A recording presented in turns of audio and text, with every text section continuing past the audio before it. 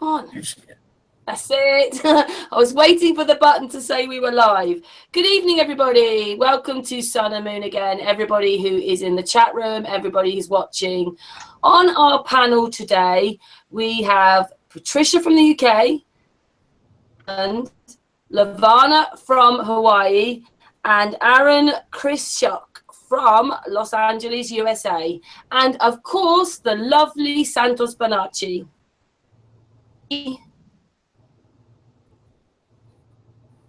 Hello, everybody. Hi, everyone. Hello. Hello. Hello. No one's saying hello. Hello. Cool. And Santos is there. You've come on. Sorry, Aaron. You've come on because you wanted to ask Santos or say something to Santos. So you've made a little presentation. So please go ahead. Well,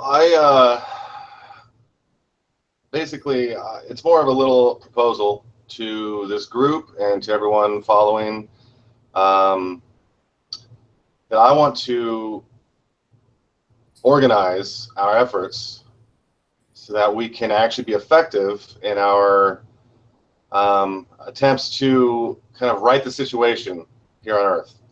I think we're all aware that there's a lot of weather attacks going on. There's a lot of deception that has been going on for quite a while, and essentially, there's a lot of us that want to do something, and I think we're just sort of floundering around trying to figure out what to do. There's so many different truth seekers that are going in different directions, and I really truly believe that if we could just organize ourselves and bring ourselves all onto the same page, a central focus where we're actually working together, being completely transparent with each other, I think we could really make a huge impact very quickly, especially right now, because what's happening, who knows how far they're going to take this? We don't know how far. There's supposedly going to be an earthquake in California, so I could be falling into the ocean any moment now. And the hurricanes are just disastrous, killing people left and right. And we're observing that NASA space centers are doing mass evaporations of water, creating storm clouds during these hurricanes. And we know that they have the technology to even deter or lessen the impact of these hurricanes, and they're not using that technology at all. And so, this initially kind of started in my mind of just a direct legal action towards NASA being the perpetrators of all these crimes, as well as we know, all of the space deceptions going on for so long. And then I started thinking about that, and I thought, oh, well, we could write a petition to the White House, and all that just felt like weak. It felt like it's not really doing much. We're not gonna, because what we're doing is we're playing by their rules. If we're gonna just try to take something to the White House through their system that they have established, that's really probably just for show. We know that it's going to get there, and it's probably just going to fizzle. Maybe Trump will mention it on a tweet, and that's all we'll get.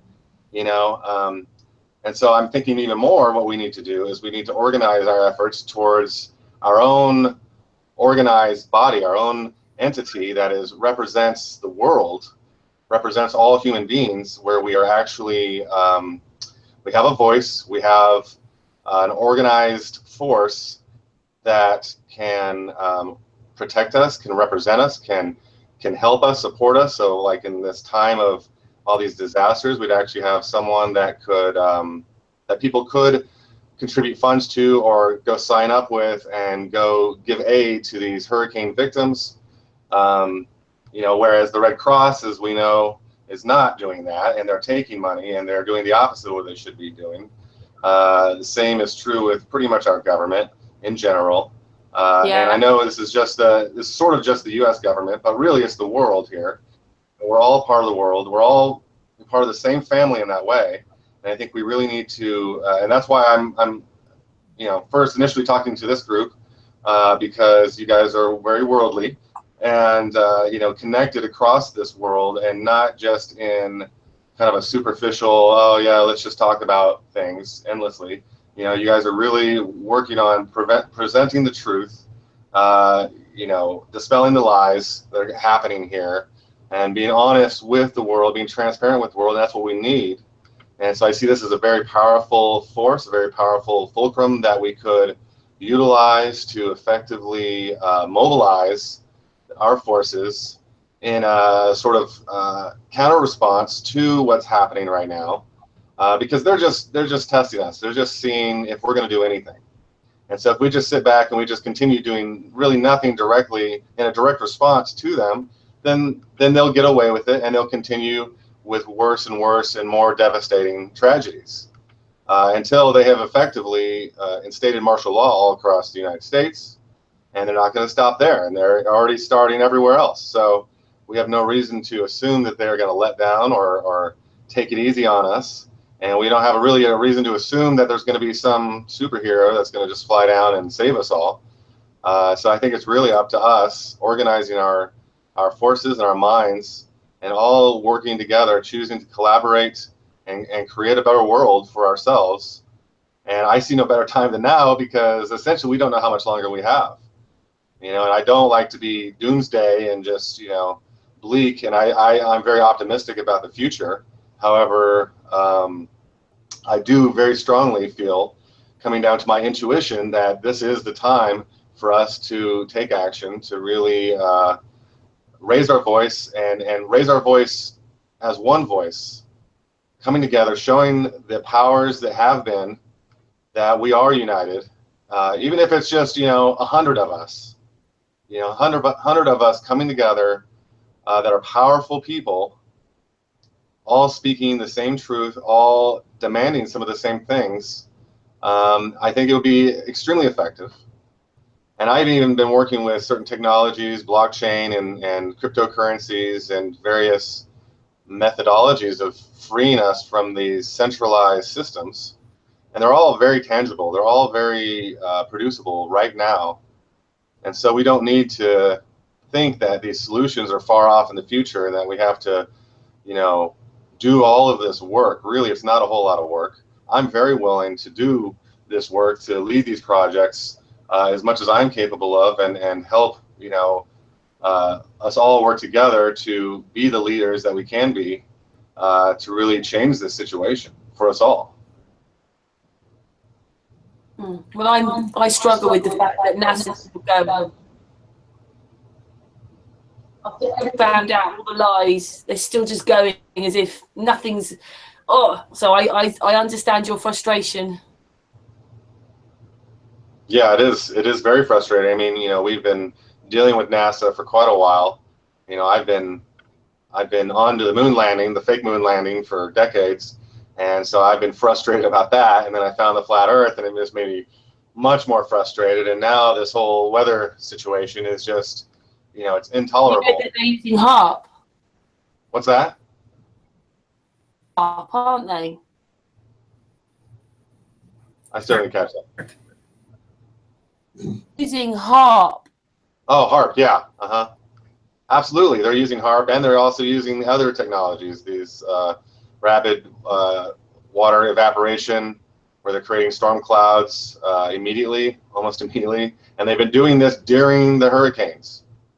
We need an answer from NASA why they're performing cloud storm generation during a hurricane. That's kind of a no-brainer. I think that I would like to think that anyone in our society that would hear that news would be enthralled, or not enthralled, but irate.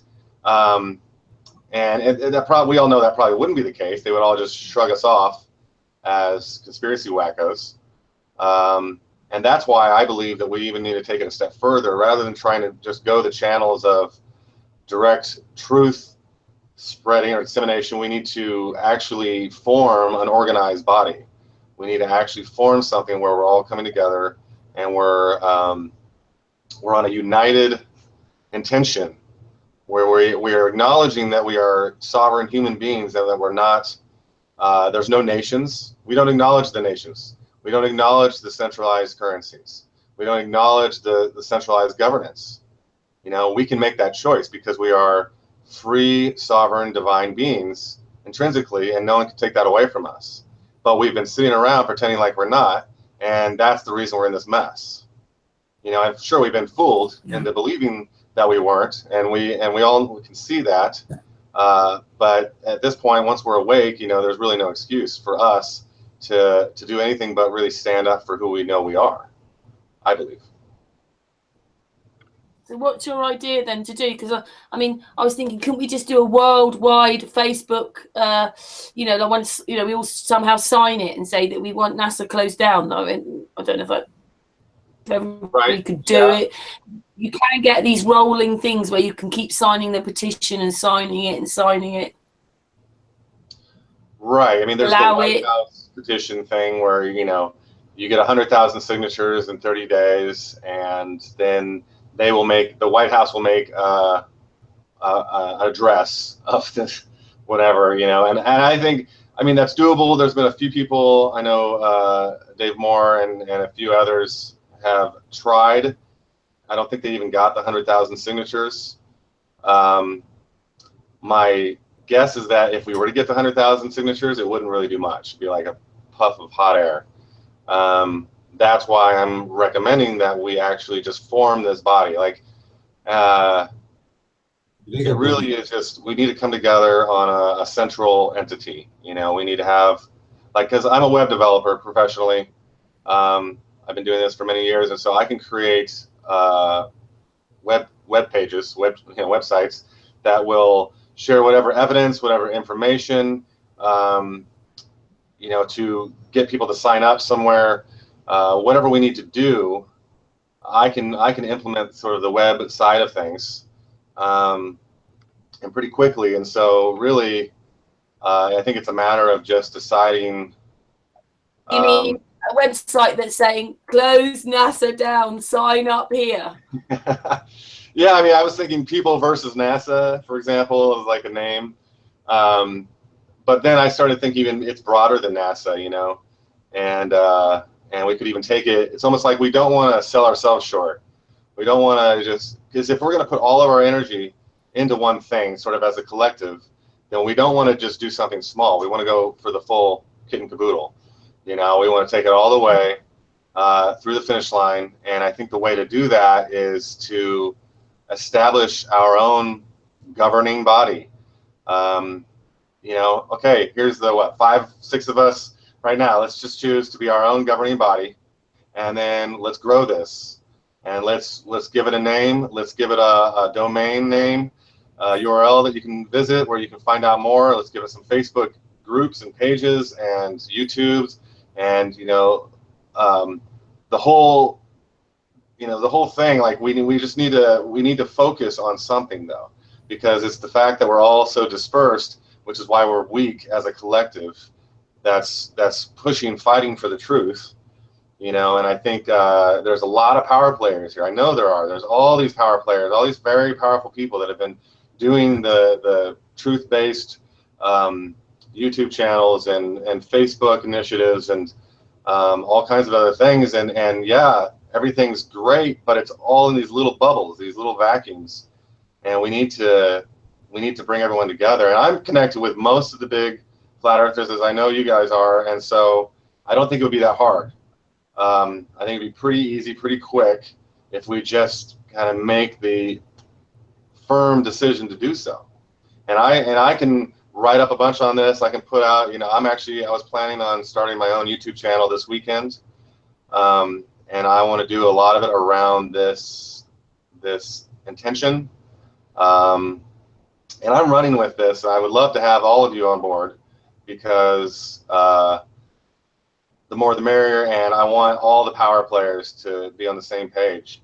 And, you know, I promise you, I'm running with this. There's nothing that's going to stop me at this point. And so I'm inviting you all to join me in this, and any suggestions or ideas, I'm completely all ears. And yeah, let's do this. So, well, you know, you got my I'm on board. What's that? Sorry, Levana? My info, I'm on board with you. You know that. You've gone a little bit Dalek-like, but we heard what you said. Aaron, I know that many people know you anyway because, like you say, you're around Facebook. A lot of people in Facebook will know you. Is it a case, because obviously we've got Santos here to talk, and he's going to do the next part of this presentation he wants to do.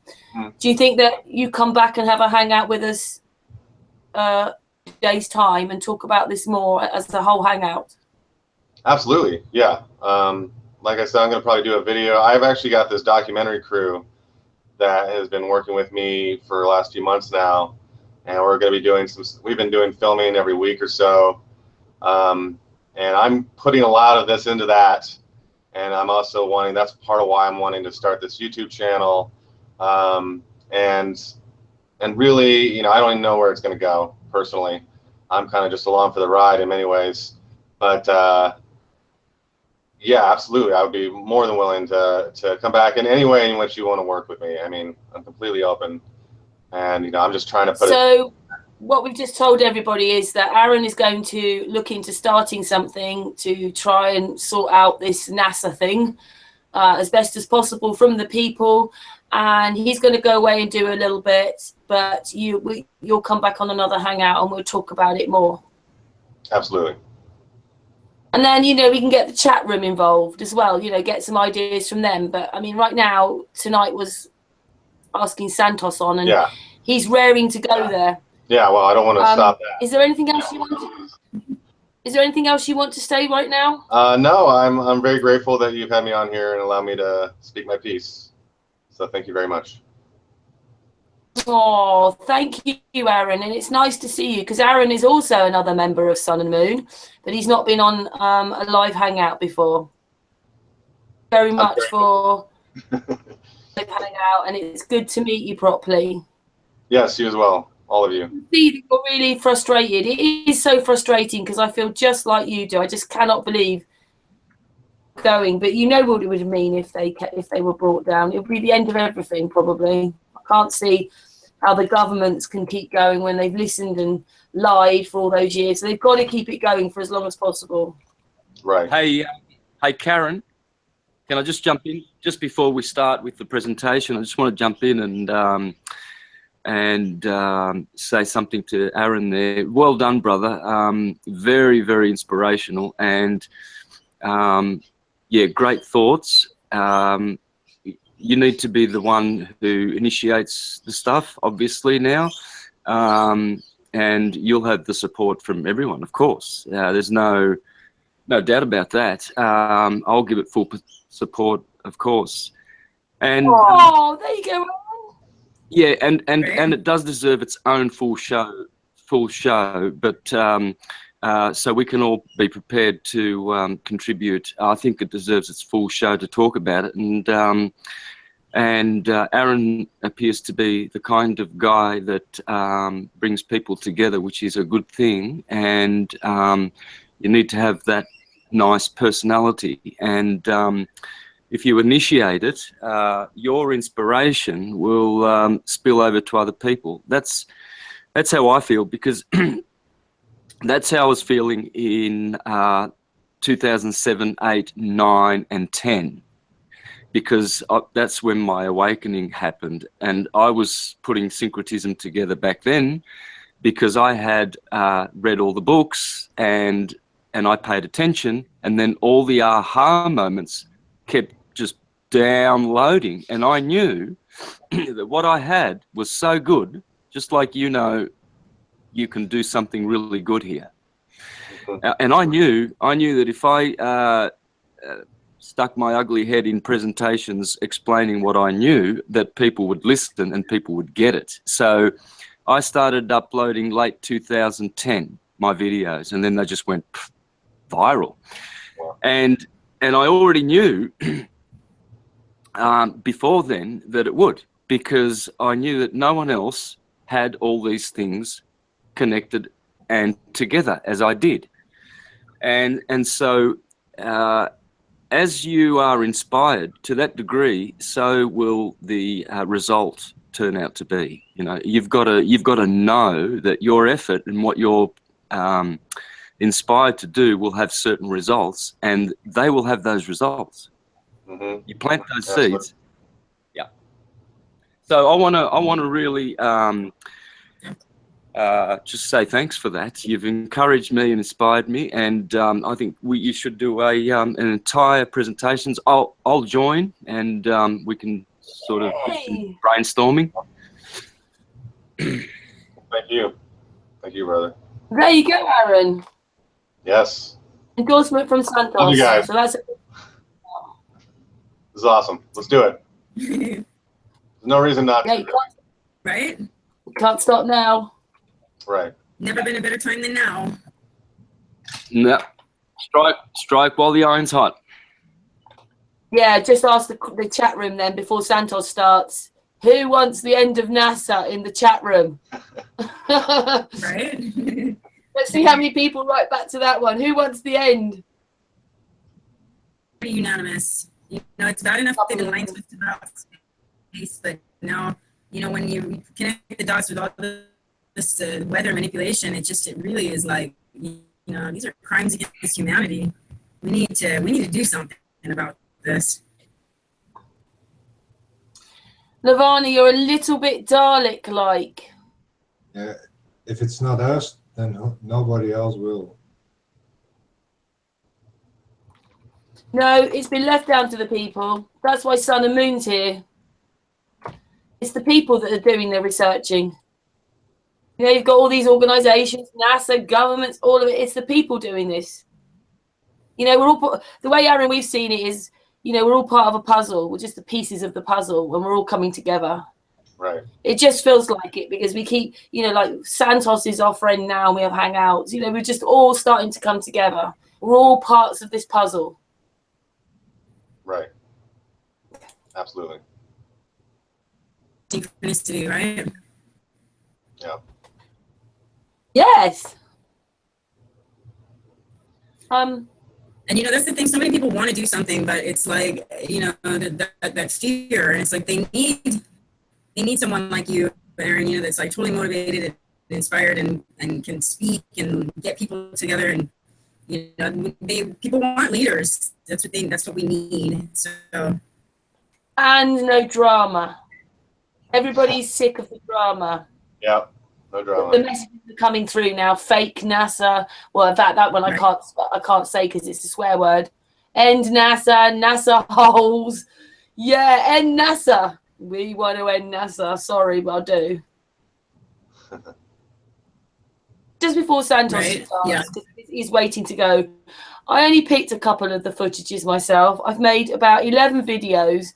I can see paused astronauts. I can see they're underwater. There's all these water noises going on, extra noises going on. Me and Ceres are watching them, and they were touching the ISS, and they were touching it. It was like paper material. You can see them touching it again. You can see stickers. Why would they sing stickers on the outside of the ISS space station? You can actually see the stickers haven't stuck properly. And it just goes on and on. There's rude words on there that have come through. Children watch these programs. Then you've got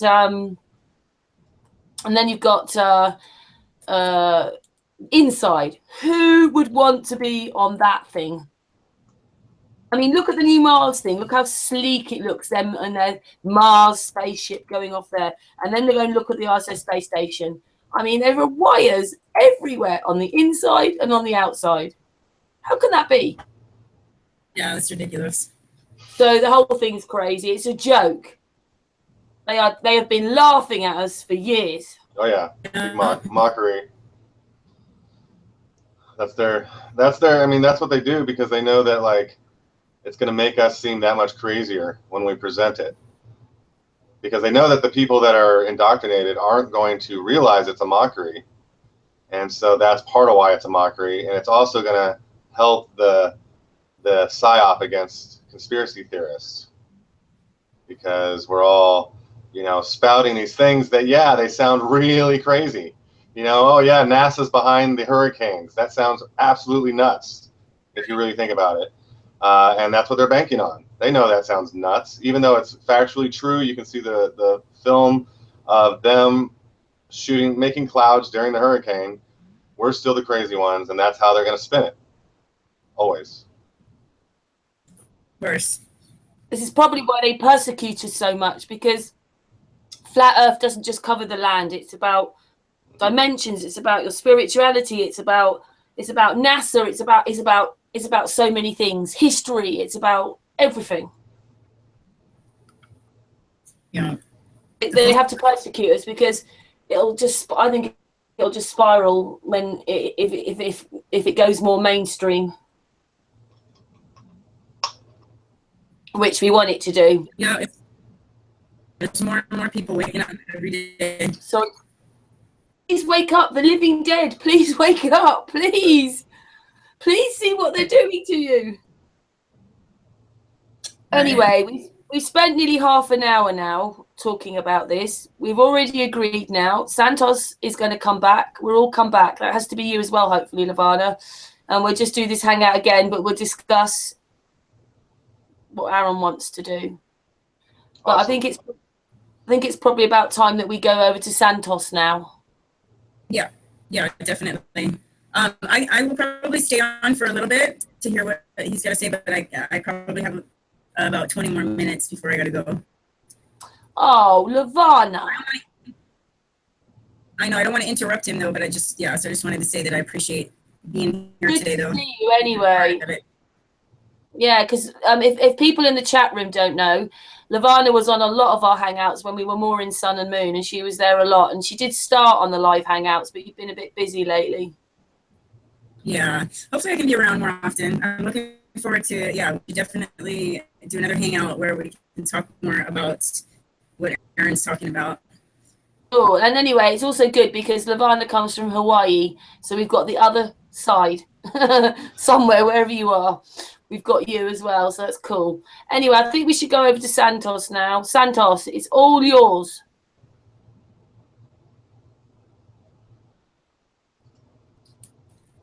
Right, thanks guys. Just got on the mic and muted it. Had trouble. It just kept going off. All righty, okay. So yeah, sound good? You sound good. Great. All right, well, this is part 2 of how to understand everything simply and correctly. And that doesn't necessarily imply that we can understand everything at once. It's how to have the formula, how to understand how to acquire the knowledge of everything. And there is only one way, and that is the natural system. Nature, of course, is extremely intelligent. The intelligence of nature is unlimited, and nature displays that at every turn. And so we are, just excuse me, I've just got to shut the door.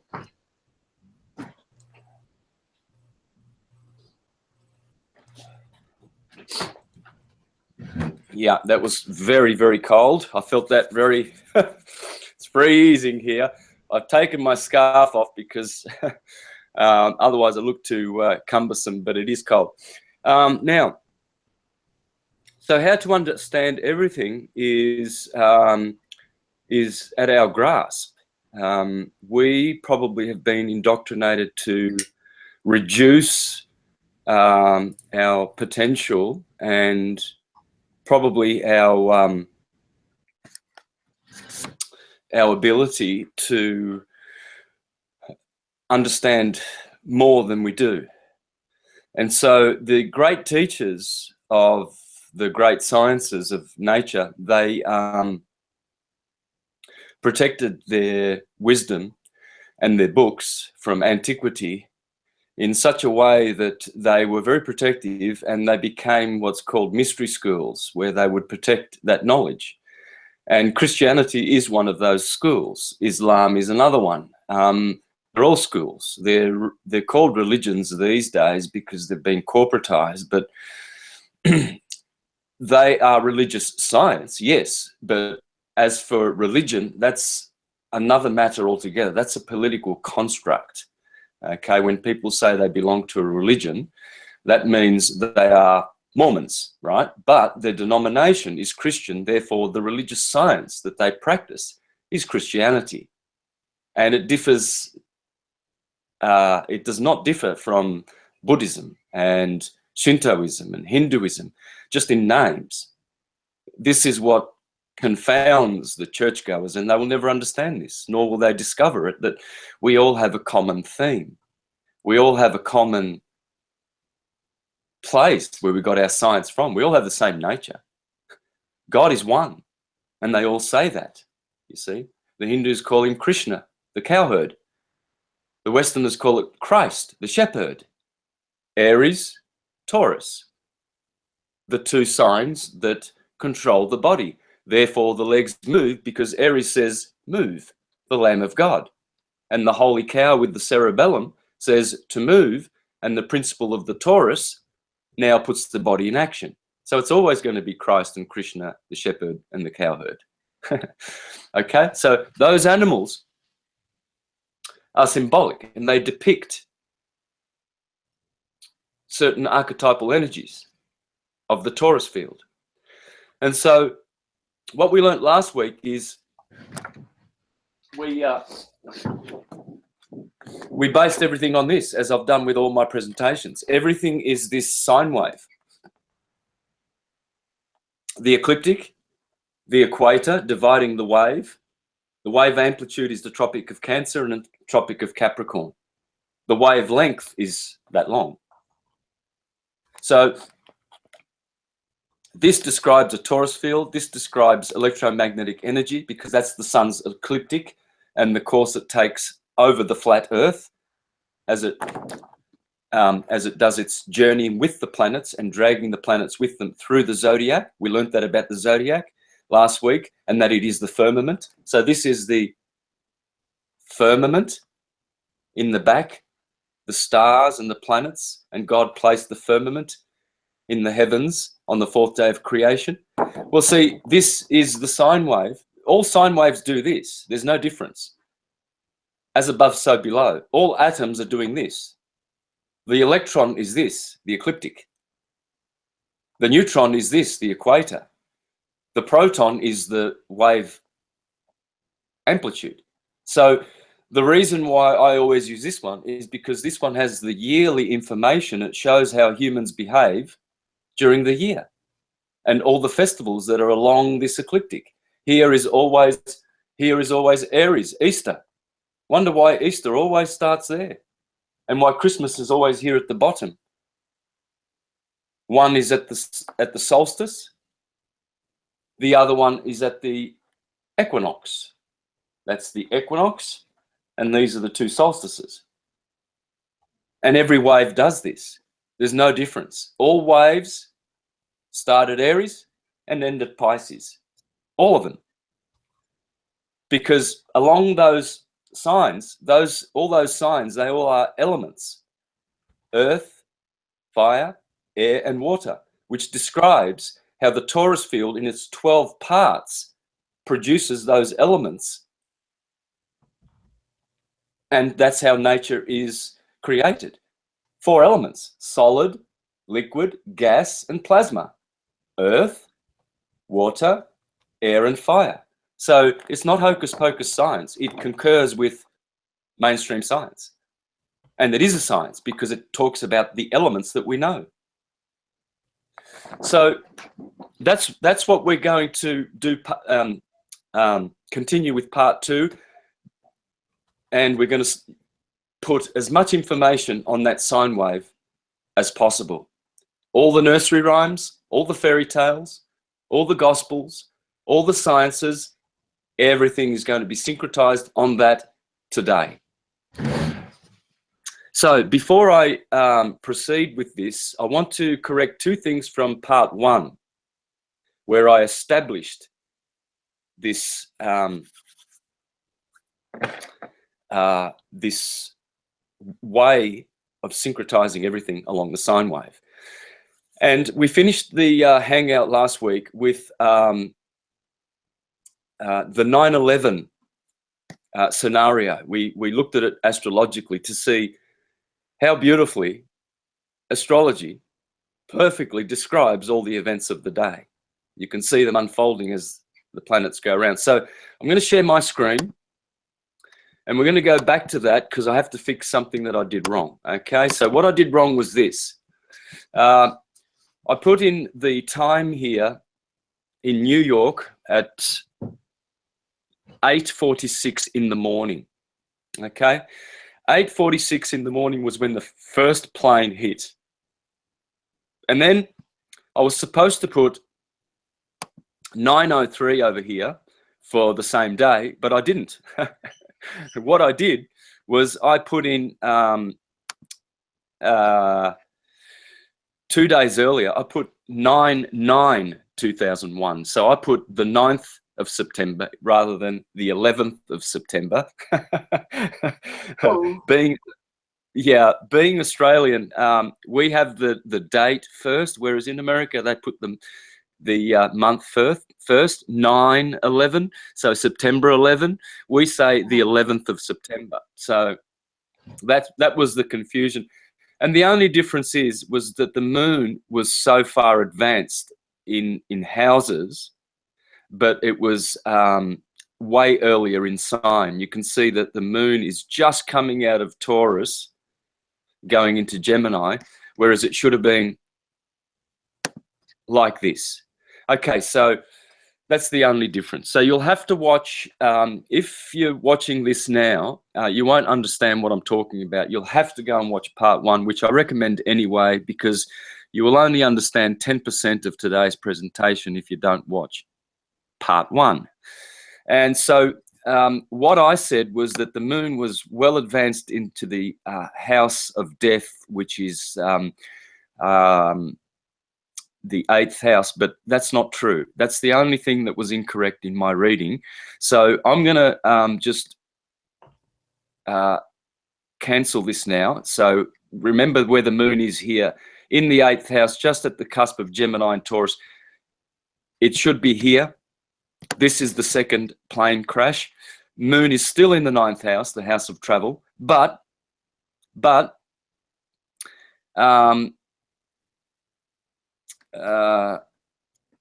yes, that's the point. The grand trine is still there. So with this scenario, the grand trine is not, it's opened up here. So this beautiful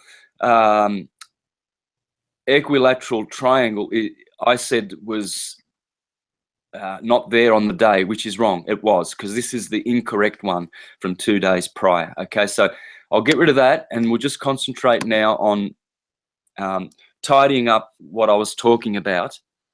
This is the first plane crash, and you can see what I was pointing out was that Saturn and the Moon and North Node and Jupiter are all in the house of travel at that moment. 15 minutes later, you see Saturn has advanced 15 minutes when the second plane crashes.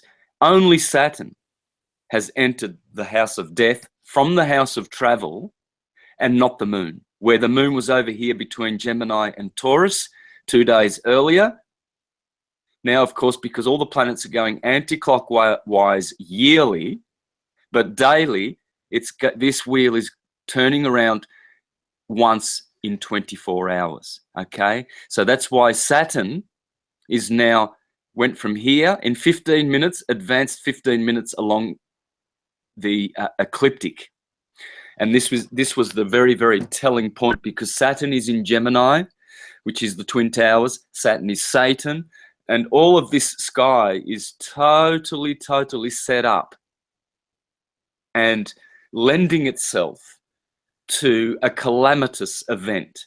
And they know this because the sun, when the sun is on the top of a T-square like that, see, this triangle is unhealthy. Red is unhealthy. Those are 90-degree squares. Now, 2 squares, one from Pluto and one from Saturn, that guarantees you that the sun will be afflicted that day. Okay? The Savior, the risen Savior.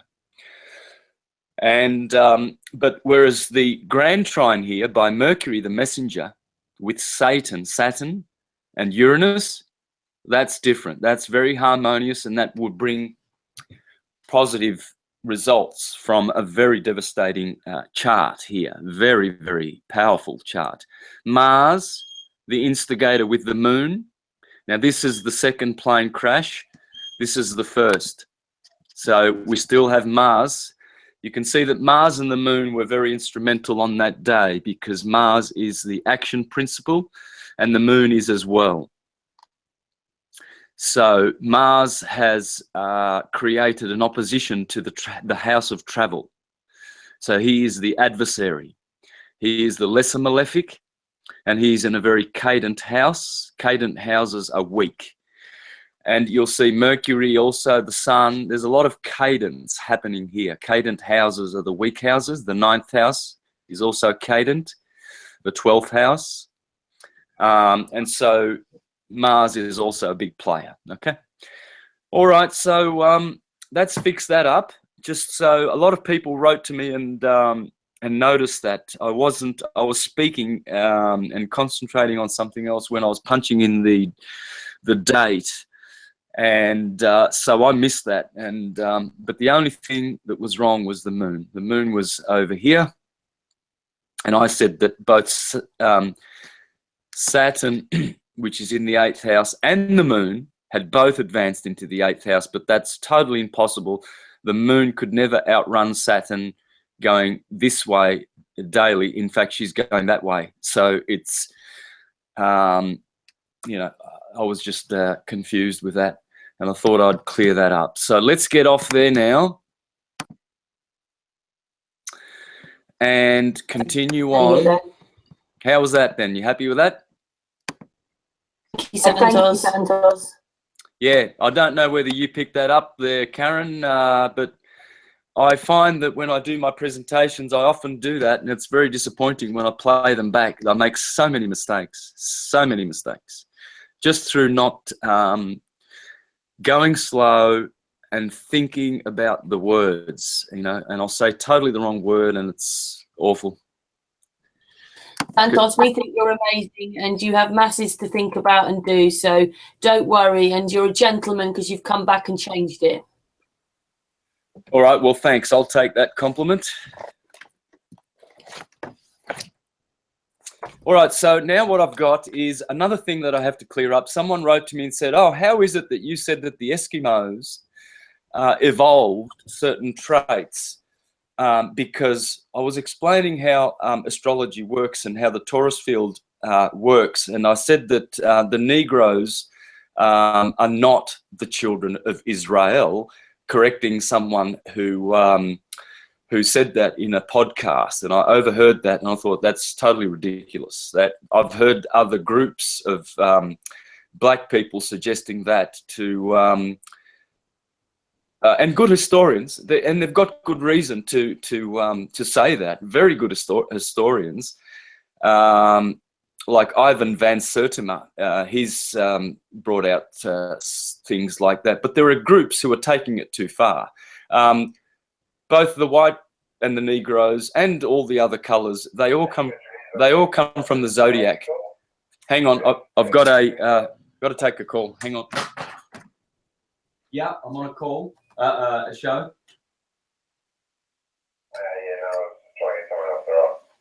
Oh, sorry. Oops. I'll turn my... don't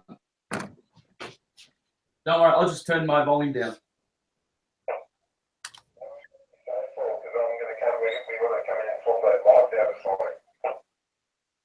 Oh, it's a biggie. It's a 3-hour one.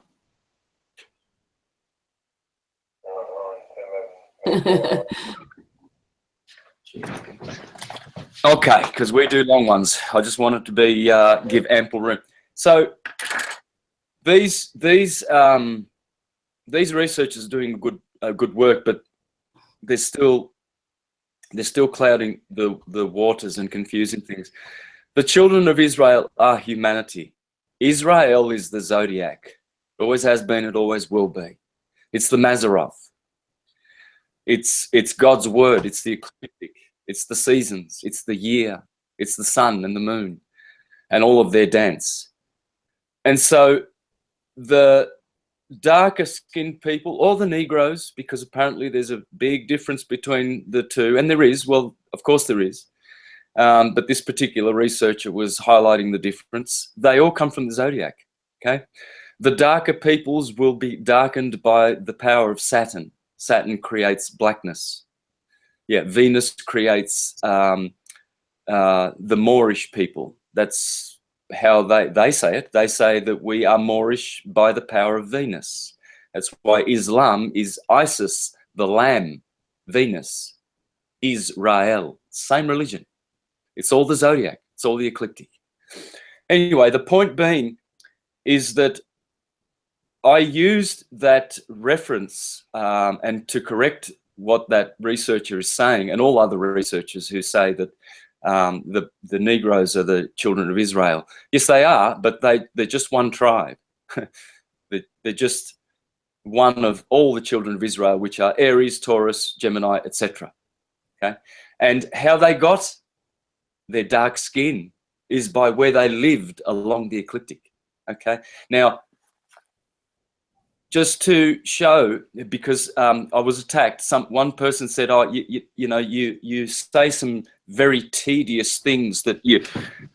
I just want people to rest assured that everything I say that I've ever said in my presentations, I get out of books. I'm not original. I can't do this by myself, you know. So people come and attack me. Well, I don't necessarily always remember where I got it from and which book, but sometimes I do. Now, astrologers know, and this is Ptolemy, our true geocentric great teacher who has never been debunked, nor by Copernicus, nor by Newton, nor by Einstein. We are geocentric, and this is the model. And he explains how it is that certain plants, even when you take a certain plant that is native to a country and you take it to another hemisphere or to the east or to the west or another country, it changes. This is why, you know, cigars from Cuba are so prized. Well, what about the Dominican Republic? They have good cigars as well. What about the United States? They have good cigars, but because it's a certain thing, a certain quality in that soil that is all produced by the energies of the sun, magnifying all of the frequencies that are in the vault of the heaven, the firmament. And the sun is a transformer and a relayer of those energies. And all the planets are specializers of the white light of the sun. So the moon is the specialist in red and blood. And so Venus is the specialist of green and the sun. Okay, so, but they are, their influence is different in different parts of the world. That's why you could travel to another city in your own country, and the atmosphere is totally different kind of air pressure, different kind of, well, smells, and just the whole energy is totally different. I remember my grandfather, he would visit from about 30 kilometers away when we were young, and he would say in his Calabrian Italian, "Oh, the air is different here." And I'm saying, "From where, Grandpa?" He'd say, "From where I come from, just like 30 k's away." And I thought, well, these old people are weird, but all my uncles would do that too. And you would remember these things, that the air is different, the atmosphere just 30 kilometers away. Yes, this is how nature works. And so I just want to read from Ptolemy to show how the astrologers understood the world and how things are different in different nations due to astrology. Thus, a variety in seed has the chief influence in supplying the peculiar quality of each species. For, under the same disposition of the ambient and of the horizon, Each various kind of seed prevails in determining the distinct formation of its own proper species. Thus man is born, or a horse is foaled, and by the same law are brought forth all the other various creatures and productions of the earth. It is also to be remembered that considerable variations are caused in all creatures by the respective places where they may be brought forth. For although under the same disposition of the ambient, the germs of the future creatures may be of one species, whether human or of the horse, the difference in situation of the places in which they are generated produces a dissimilarity in the body and spirit of one from the body and spirit of the other. And in addition to this, it must be considered that different modes of nurture and the variety of ranks, manners, and customs contribute to render the course of life of one individual greatly different from that of another.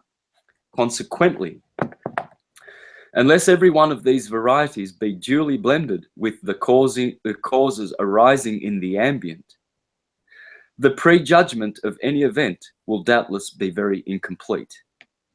For although the greatest multiplicity of power exists in the ambient, and although all other things act as concurrent causes in unison with it, and can never claim it as a concurrent cause in subservience to them, there will still nevertheless be a great deficiency in predictions attempted to be made by means of the heavenly motions alone, without regard to the other concurrent causes just now adverted to. So you see, what Ptolemy is showing is that the ambient or the atmosphere of these orbs is creating totally new and different dynamics along the plane of the earth, the horizontal plane that we live on.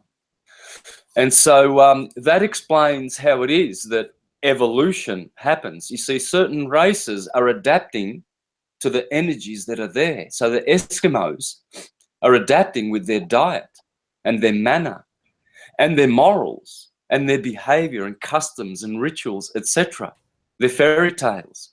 Their fairy tales will vary and differ from everyone else's, but all of their fairy tales, all of their gospels, and everything comes from the ecliptic just the same.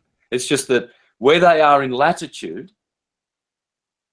determines how they construct and how they modify their legends and gospels.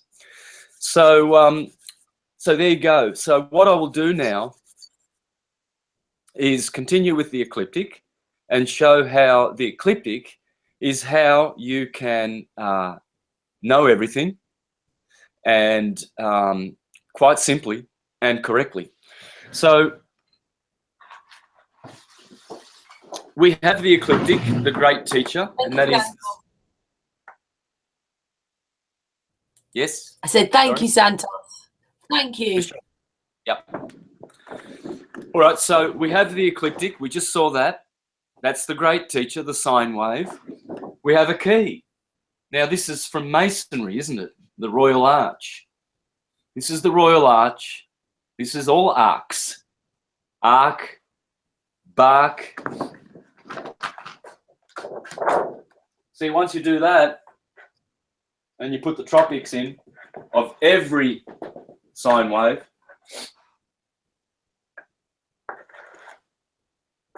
and you do that, you've got an arc. Yeah, Noah's Ark, arch,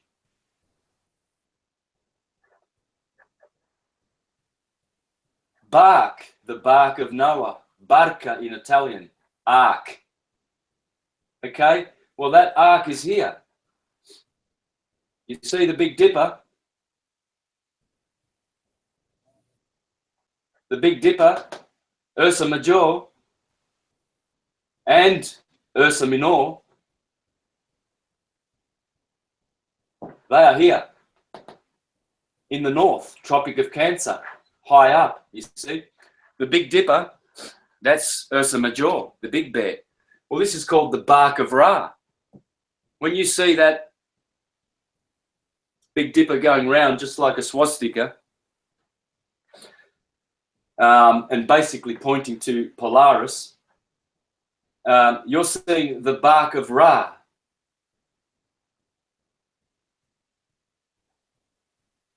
Yeah? The rainbow is called arco in Italian.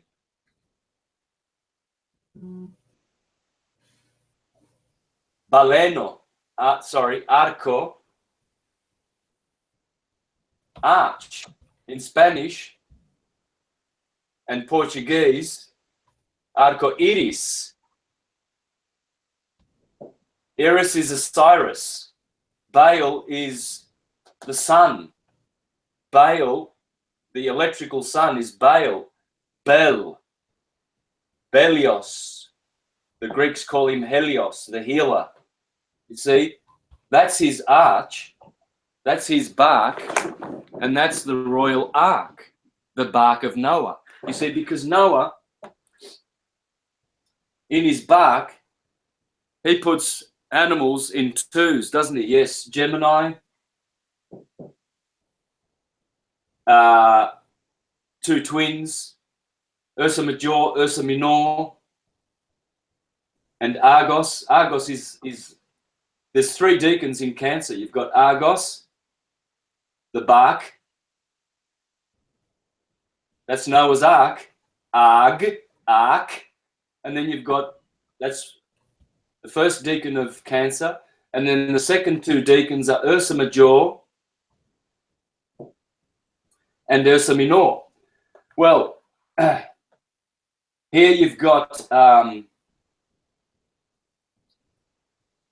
the two twins, the two bears, and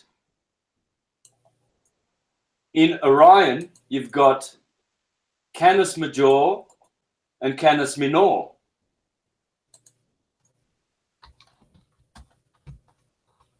No, wait a minute. They are, that's right, Canis Major and Canis Minor are in Gemini, two deacons of Gemini, along with Lepus.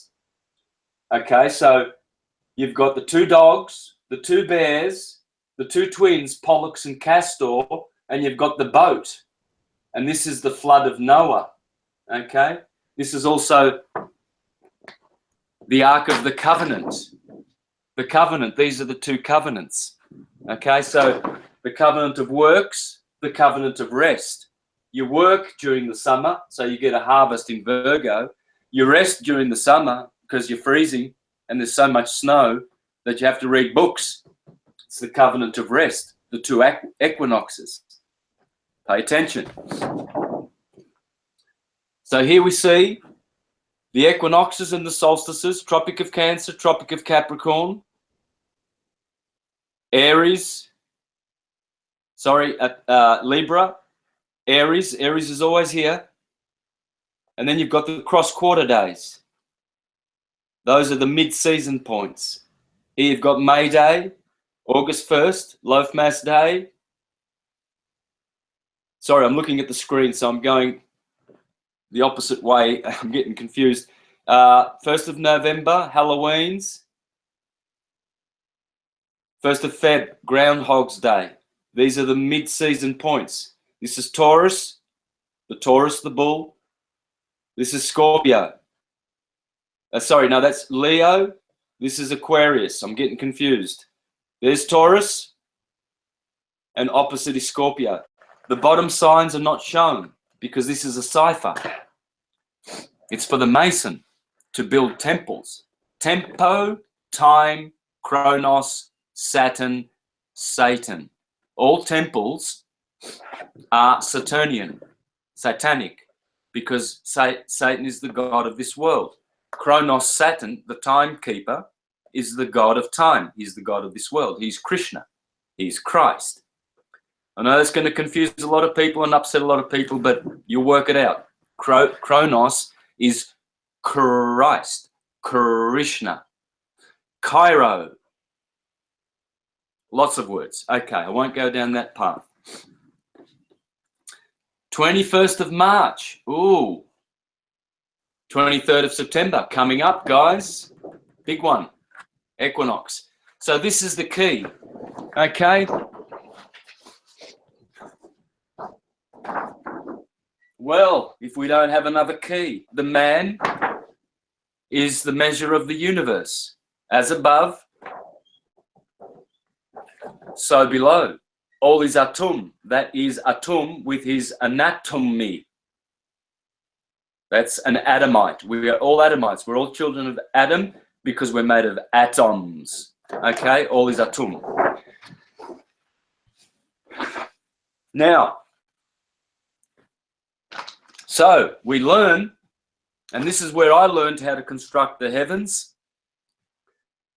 The Light of Egypt, Volume 1, The Science of the Soul and the Stars. I'm going to read to you how to construct the heavens. And what you do is you start here at Aries, March 21st. Equinox. 23rd. Equinox.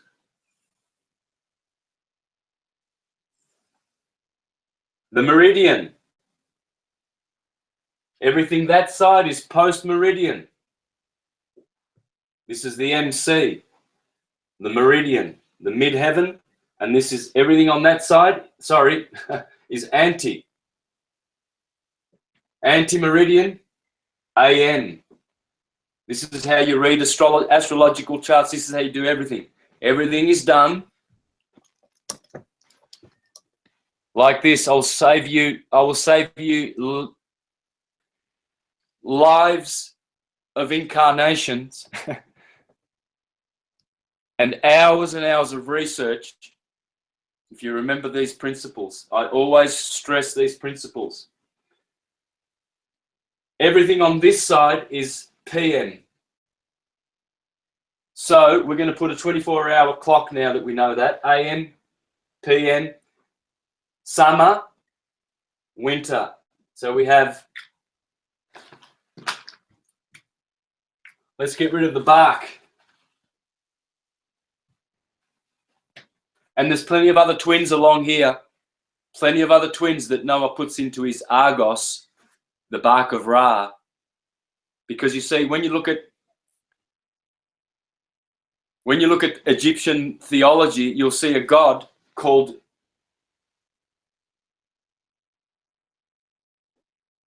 Nu. I'll pull that up in a minute. I've got it in the presentation. I'm not sure if that's the correct spelling, but it's Nu. And he's got a bark.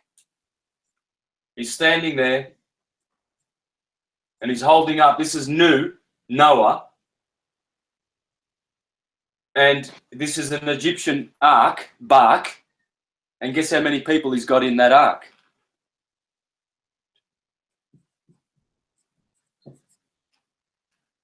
It's always 8 because it's the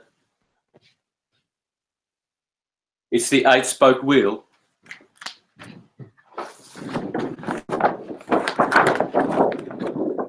That's Noah and his ark. There's the Ark of the Covenant. You see what they've got on the top? The Tropic of Cancer, the Royal Arch. It's the astrological science of degrees, minutes, and seconds along the ecliptic, because only astrology respects the science of the degrees, the minutes, and the seconds of every planet. Only astrologers know everything about the ecliptic. Hence, they are privy to all wisdom, all knowledge, and this is how you learn everything. So let's get rid of these barks, and we put June the 21st here, and December the 21st down here. Okay? So if we've got 6 a.m. here, 6 p.m. here, 12 p.m. 6 a.m., 12 a.m. here. So we've got 8 o'clock, 7 o'clock, 8, 9, 10, 11, 12. Okay, a.m. Well, we should start at 12 a.m. Let's do things properly now. Are you having fun?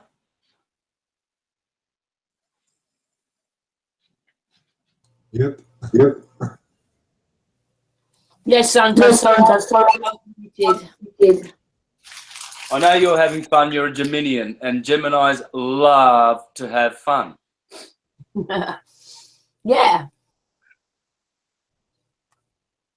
Alrighty, so 1, 2, 3, 4, 5, 6, 7, 8, 9, 10, 11. Anti-meridian. Only astrology teaches you about this, folks. Only astrology has all the answers. This is why the Jesuits, when they created the globe, they turned all astrologers into deceivers and frauds because they went heliocentric, and now they're talking about moon rocks with their bacon breath. Astrologers are vegetarian, number one. Ooh, no bacon. Ooh. You cannot be an astrologer and a carcass cruncher at the same time. Astrologers are holy people. This is the holy science. And astrologers are geocentric. The earth is stationary and immovable according to scripture. 1, 2, 3, 4, 5, 6 p.m., 7, 8, 9, 10, 11, 12. We have the year, spring, summer, autumn, winter.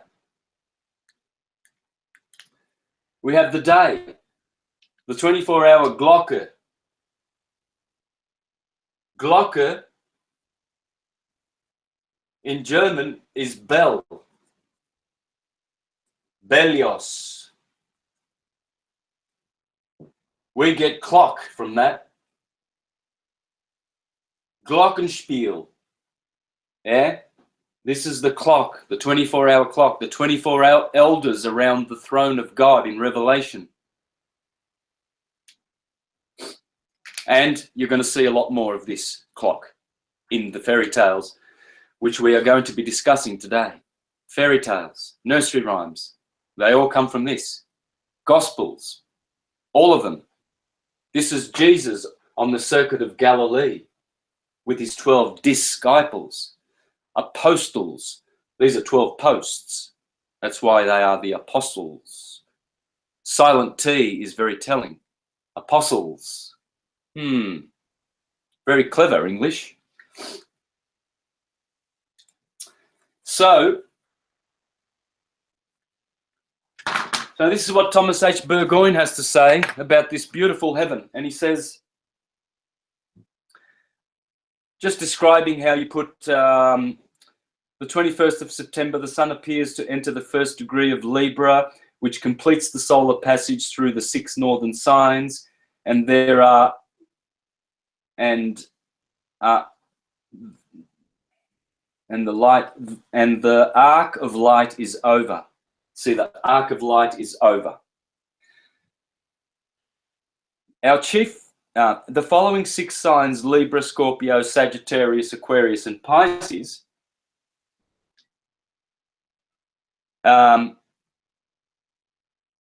constitute the southern arc, termed the arc of darkness. So you've got the arc of light and the arc of darkness. Our chief reason for drawing the students' attention to this particular division of the zodiac is that it is this division that forms the groundwork upon which is based every theological system the world has ever seen. Let me repeat that.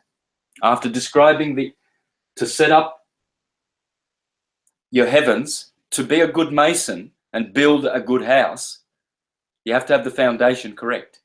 And he said, this is the foundation. Master 21st, equinox, solstice, just as I've done. Then he said, 6 o'clock, 12 o'clock, duck, duck. So he put the day daylight, night, summer, winter, and all the other dualities that have ever existed are here. And he said, after constructing your heavens like this, because he's now going to do his astrological part of the book. See, this is all the astrotheological and everything else. Now we're doing astrology, and he's saying, this is how you set up your heavens.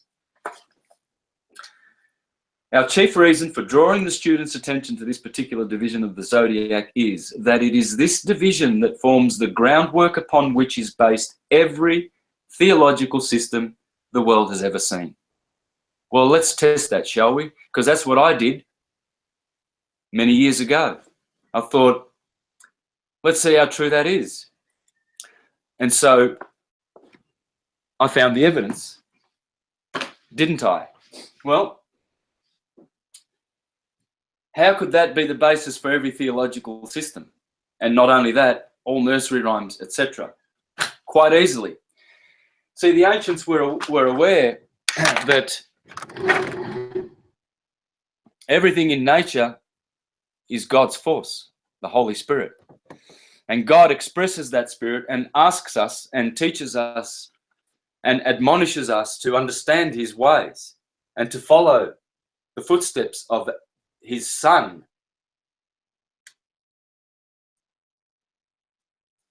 The Son of Jehovah, who's always looking for the golden fleece in Aries. And he is the one who died for us and left us a model that we should all follow. You see? Because the Son is exemplary. Jason has his 12 voyages. And what is he looking for? Cancer, Leo, Virgo, Libra, Scorpio, Sag, Cap, Aquarius, Pisces. He's looking for the golden fleece, Aries. All the great masters are.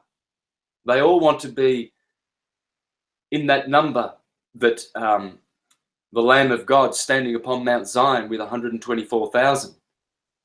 Well, if you count all the numbers of the petals of the chakras from the 6th chakra downward, you get 144 petals. 1,000, the 1,000-leafed lotus, when you multiply 144 by 1,000 and you've activated all your chakras, you are now standing upon Mount Zion, your spinal column, in your cranium, this is your dome, and you have now activated all those petals. You are now standing upon Mount Zion with the Lamb of God, Aries, the Lamb of God. It's the Lamb of God. Okay, this is the Torah, the Taurus. This is where Moses got the Torah in May. Yeah, around May Day, because he climbed the mountain, Mount Sinai. This is Mount Sinai, and he got the Torah, Taurus. You see, the golden calves. When the Israelites went into Egypt, they were told not to tell the pharaohs that they were shepherds, that they were cowherds instead. But really, they were shepherds. But the Egyptians thought it was despicable to be a shepherd. Was the lowest of all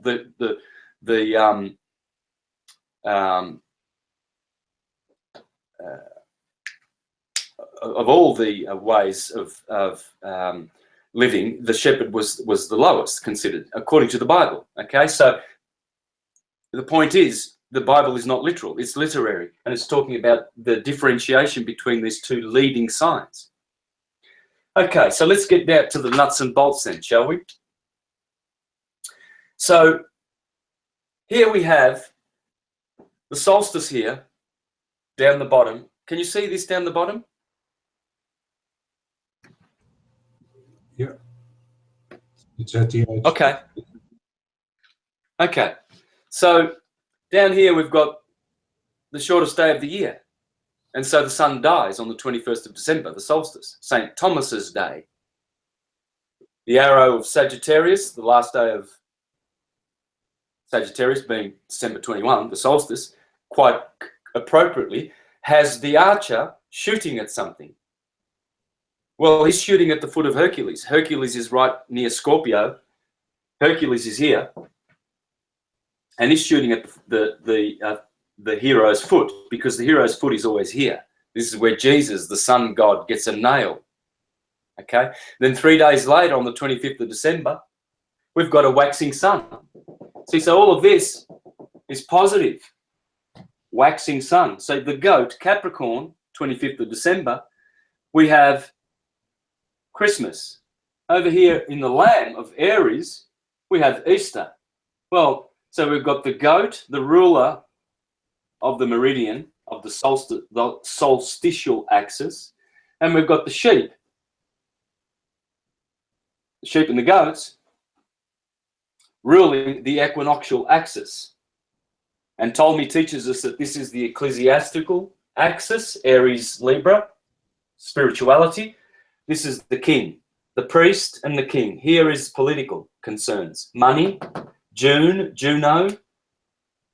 Juno is the money temple in Rome. So Cancer is all about money, yeah? And politics, Capricorn. So this is the king and his money, and this is the priest and his justice, Libra, okay? So, and this is balanced and this is unbalanced, okay? So the sun is always separating the sheep from the goats. And always the two most celebrated periods along the ecliptic are Capricorn and Aries, Christmas and Easter. Over here as well, in the other tropical signs, there's plenty of action. It's just that we in the West, we don't see it. But guarantee you, and as you will see in my presentation, I'm going to show you PowerPoint presentation in a minute, you will see how these tropical signs determine 95% of all the festivities that you have ever celebrated. If you haven't paid attention, you will notice that they are all here. They are all in these signs. Here, the Jews have Yom Kippur, Rosh Hashanah, where they blow the Zohar. Same over here, because this is Rama and this is Sukkot. Tishri. Tishri, this is called Nisan. This is Nisan. This is Tammuz. Thomas, opposite St. Thomas Day. All is Atum. That's the Tum, the T. That's why Thomas is there, because this is a T. The Jews call this Thomas, Tammuz. Yeah? This is Tishri, where they celebrate Sukkot. Sukkot or Sukkoth. Here, Nisan 14, we're going to learn a lot about there. We're going to learn a lot about here. All Bible festivities happen here. All of them. Jesus gets resurrected here. Noah's Ark lands on Mount Ararat here. The Israelites flee Egypt and enter the Promised Land here. Esther saves the Jews here in Aries. Hezekiah cleans out the temple here. Jericho falls here. Okay. just to name a few of the things that happen. So we've got Tishri, Yom Kippur, Rosh Hashanah, Atonement Day. Oh, that's interesting. At one mind day, and it happens to be September the 23rd. How many times have you seen people in Hollywood kicking around with the number 23 on their shirts? Look into the number 23. Have a look at some of the videos getting around about the number 23, because it's the 23rd of September. It's called this.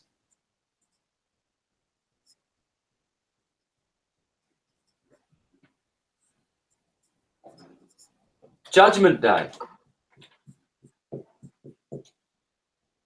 Wow. The equinox is called Judgment Day, 23rd of September, At-One-ment Day, at one mind. This is where unity happens at the equinoxes, balance, 12 hours day, 12 hours night. Here the days are longer and the nights are shorter. Here the nights are longer and the days are shorter. So that's why when the sun at Christmas is born in Capricorn and the goat climbs up to the crabby crab, these days here are called Lent.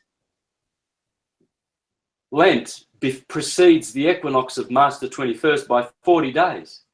Lent means to lengthen. Lengthen. Lent is short for lengthening because the sun is lengthening 40 days before, and then they eat fish during Lent, Pisces, and then as soon as they get in here, they eat the Passover lamb. And the Christians celebrate, the Jews celebrate the Passover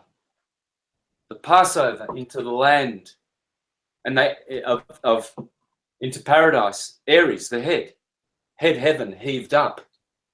And so what do they eat? The Christians and the Muslims. Do you know how many lambs they murder at Christmas time in Islam? Millions and millions and millions of sheep at Christmas. There have been many campaigns to stop this brutalization of animals because they take it literally. The spiritual truth is that we should be celebrating the Lamb of God in our bodies and loving the Lamb, God, Christ. Not killing animals literally and eating them. When Abraham slays the ram, he's not killing a literal ram. It's Abraham is the son. He's going through Aries. When Hercules kills the lion and Samson kills the lion, they're not killing a beast with their own hands. It's pointless. It's telling you the sun is slaying Leo when it goes through from July 23rd to August 23rd. The lion, Hercules is killing the lion. Here he's cleaning the stables. In Capricorn, the stable. See, so there is a preponderance here. The Jews have a fast to Tammuz. Remember in the Bible it says that they fasted to Tammuz. Well, that's in Cancer because even the Islamists have Ramadan over here where the sun is waning, and this is a big fasting month. Big celebrations. Fasting, sadness, happy Christmas, happy Easter. Why? Because the goat is climbing up. Everybody's happy about the sun lengthening and then entering Aries, and Jesus is resurrected on Nisan 14 because, as astrologers say, the sun exalts in Aries. So, of course, it gets resurrected in Aries because now the days are longer. And it's a celebration. We're going to celebrate with lights and candles and hot cross buns and rabbits and Easter eggs. Easter eggs. Because why? Because this is the start of all the flowers, the blossom. See, sun dies here where Saturn sets. Sun sets, Saturn exalts in Libra, sun exalts in Aries. Of course, Horus and Set are having a continual war. Saturn is the exalter of Libra, and the sun is the exalter in Aries, because the sun exalts. Harvest, Virgo. Saturn exalts. Hunting, killing. See? Virgo, full moon, harvest moon. Libra, full moon, hunter's moon. Cain and Abel. Cain, vegetables. His offering to God was first fruits of his vegetables. Abel, who Cain kills, Cain this equinox, kills this equinox. Abel, he gives a favorable offering to God of first fruits of the animals, because the animals are down here, Sagittarius, Capricorn, in the manger. You see? So Abel gives a favorable offering to God. Well, what does that mean? Well, the winter was more productive. Cain had a bad season. So God didn't appreciate the summer because there wasn't enough rain. So Cain's first fruits were not looked upon. And so Cain was jealous of his brother Abel, that his animals were more worthy of acceptance to God because the winter was more productive than the summer that year. And so Abel gets a pat on the back by God, but then Cain gets jealous and kills him. Bang, bang, the equinoxes. And so here we have nursery rhymes as well. Jack be nimble, Jack be quick. Jack is Jacob, Israel, the sun. Jack jump over the candlesticks. See the sun, he is nimble, he is quick. And he jumps over those candlesticks. Yeah? Jacob laid his head upon a sacred stone. The sacrum is in Scorpio. And he climbed up the ladder and he went to heaven heaved up, and he saw God face to face. And he called that place, he said, I saw God face to face and I did not die. I will call this place Pinuel, the pineal gland. And so he climbed up that ladder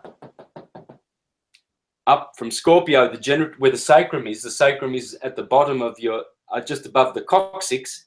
And so we have to go climb up Jacob's ladder to the place of Pinuel, where God is. And so what you have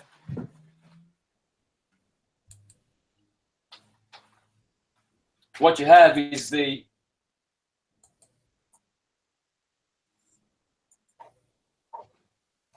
equinox, solstices,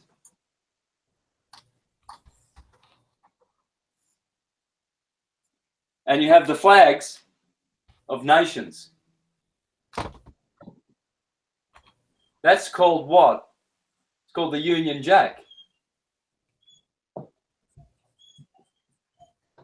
Jack is Jacob. Bacchus, the god of wine. Jacob is Israel. So this is Capricorn, this is Cancer, and this is Aries and Libra. So on the horizon, if you're watching the sun,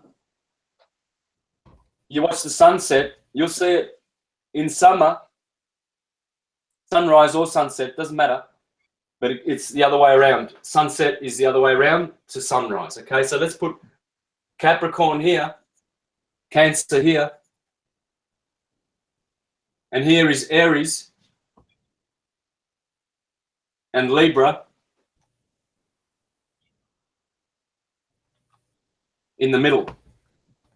So this is Passover. Passover. Go up to the Tropic of Cancer. Solstice. Sun stays still for 3 days.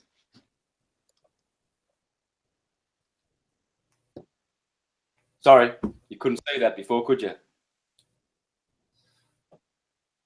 I think it was all right, Santos. Okay. So this is what's happening every year if you are a sun watcher or a heliognostic, as we are. What you'll see is this is March the 21st. Sun stands still for 3 days on the horizon. You can watch this with your own eyes. I've watched it from day to day. The sun, you can see it moving across the horizon from summer to winter, from solstice to solstice, 47 degrees along the ecliptic, 23 and a half, 23 and a half. You see it. You can see it on the horizon. And this is what you're seeing. You see Easter, where the sun is in the east, because of course this is north and this is south. Cancer is north, Capricorn is south. Okay, so we've got 3 months of climbing up to Cancer, solstice, sun stands still 3 days. 3 months back to Libra, and that's where the Jews celebrate Judgment Day. Atonement Day at 1 minute. And Rosh Hashanah. Rosh means the head. Ra. It means the head of the year. Hoshana, Anna is annual. It's the Jewish Hebrew word for the year. Anno. Anna. Rosh Hoshana. The start of the year. Why do they have the start of the year here? Because that's the start of their secular year. This is the start of their sacred year. Nisan. Nisan and Tishri. And the Jews went out of Egypt from Ramah to Sukkoth.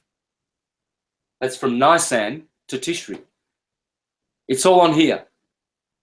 As Thomas H. Burgoyne said, this is the basis for all theological sciences and systems of history. So the Union Jack, you see, this is the Union. This is the Union Jack, this line here. And you'll see this exactly the same at the Vatican. This is where the pyramid is at the Vatican, St. Peter's Square. Peter is who? Petra. Jupiter. Jupiter Zeus. Jesus. Sorry. Jesus. And Petra means rock. And rock is Sur, the Taurus field. In Deuteronomy 32 verse 4, it calls God the rock, the Tsur, the Thor. Who's Thor? Well, it's Zeus and Jupiter. Jupiter Zeus, Jesus. So at the Vatican, here's the Vatican here. This is St. Peter's Square, and there's a colonnade around here and a colonnade around here. Beautiful big colonnade pillars. All right? Colonnade. And this road here, I walked down this road. I walked down here into St. Peter's Square, and I met some friends in Rome right here at this obelisk in 2013 when I went to do syncretism in Italy. Okay? Now, I walked down this road. There's a whole bunch of very powerful buildings on this road. Do you know what this road is called? The Union Jack. This is the equinox. They call this road La Via della Riconciliazione. The road, Via della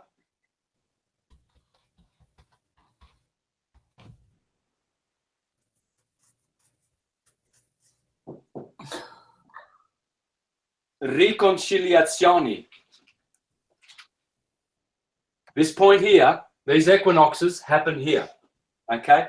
And this is called the road of reconciliation. Same word in English. What that means, to reconcile something is to make it one.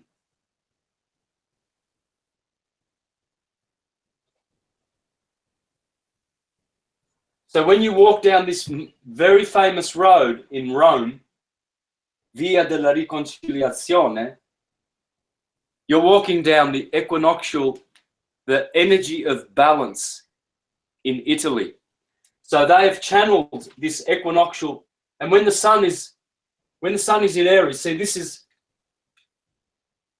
is Capricorn south, this is Cancer north, and this is east. So when the sun goes up to Cancer, that's beautiful, okay? And that point, see, Capricorn climbs up, Aries climbs up, Cancer, he's gone all the way down, and Libra is the judgment point, the balancing point, Via della Riconciliazione, reconcilement, at one-ment. And so, at the solstice, when the sun, in the morning, when the sun rises, it casts a shadow from the obelisk here. There's a statue right on the top of this colonnade here. There's a statue here on this colonnade. There's one here, one here, one here, and there's an obelisk in the middle, okay? So, in the midsummer, on the 21st of June, at the solstice, when the sun rises, a shadow is cast here.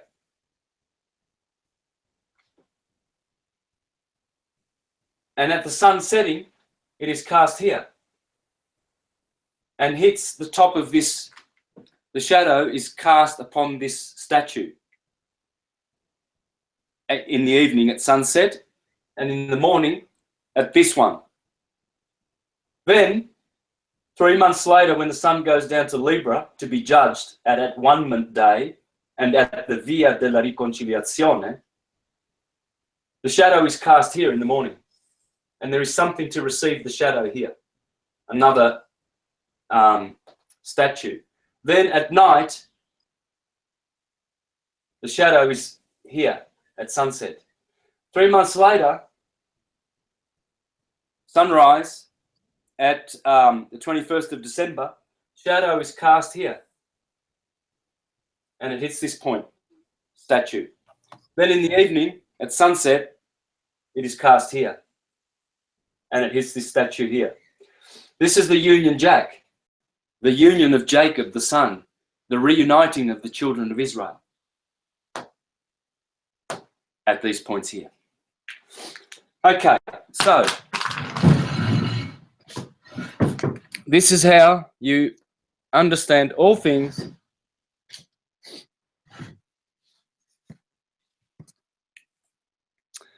Now, let me just share my screen. Are you with me, guys? I need someone feeding back to me, so I know you're still there and I haven't jumped off. I know you're still there. Oh, we're still here, Santos. Oh, don't share. I do get lonely. Oh, I know, but you don't like being interrupted either, do you? Oh, well, the only reason is because I forget what I was going to say, and then when I rewatch the presentations, I see at all the interruption points, I was just about to drop a gem, and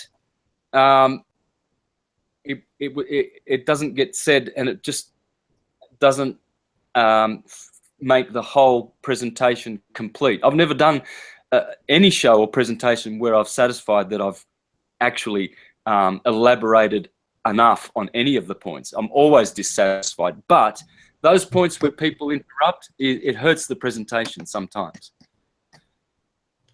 You know what I mean? Yeah, Santos, he was sharing the Hangout. It's all right, he's not now. Santos, sorry. Can I just say that Wilson's here as well now? I don't know if you remember Wilson from before. Wilson's from Canada. So he's in the Hangout. Yep. All right, guys, what I'm going to do then is I'm just going to share my screen. Now, can you see my screen? Yep. Yeah. All right, so what I've got here is I've got a presentation called the Holy Days. This is the Holy Days, okay? I'm gonna go through this really quickly, and then I'm just gonna spend some time on certain holidays like I've done Christmas and Easter, okay? Just to drill the point home, because once you see the ecliptic and how it influences every field of our lives, all the festivals, all of our traditions, all of them, then you begin to understand all things simply and correctly, okay? The holy days, why are they named thusly? Well, because they are, holy is, see the O-L-Y in holy? That's the start of Olympia, the Mount Olympia, yeah? Because they are the Mount Olympians, they are the holy ones. The 7 Olympians are Saturn, Jupiter, Mars, Sun, Venus, Mercury, Moon. And they war against the Titans, the 12 Titans, Aries, Taurus, Gemini, Cancer, Leo, Virgo, Libra, Scorpio, Sagittarius, Capricorn, Aquarius, Pisces. All right? And this is the wheel that they do it with. There is the ecliptic. You can see the ecliptic.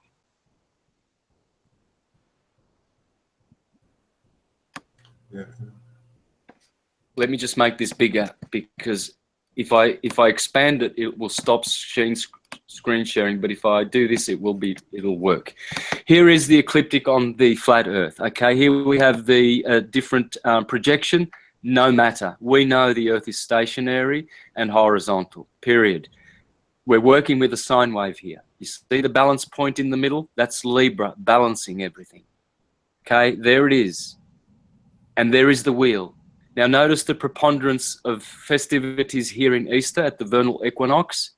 Here is Taurus, May Day. Here is the solstice. Here is the festivities of Lothmas Day in Leo. Here is also, I've actually got a lot more. When I did this wheel here, I didn't fill out all the festivities that I've got here in September in Tishri. But this is packed as well. Here, this is Halloween, the cross-quarter day. Here we're going to go to Christmas, the winter solstice. And here we see a lot of February Lent-type festivities, okay? Now, I'm not going to be doing this presentation because I've already done it. I'm going to do this separately because it needs its own separate presentation. I'm just going to take bits out of it, and I'm just going to give you snippets of it to show you what is in here, okay? See? Everybody starts for the vernal equinox. Everything starts here.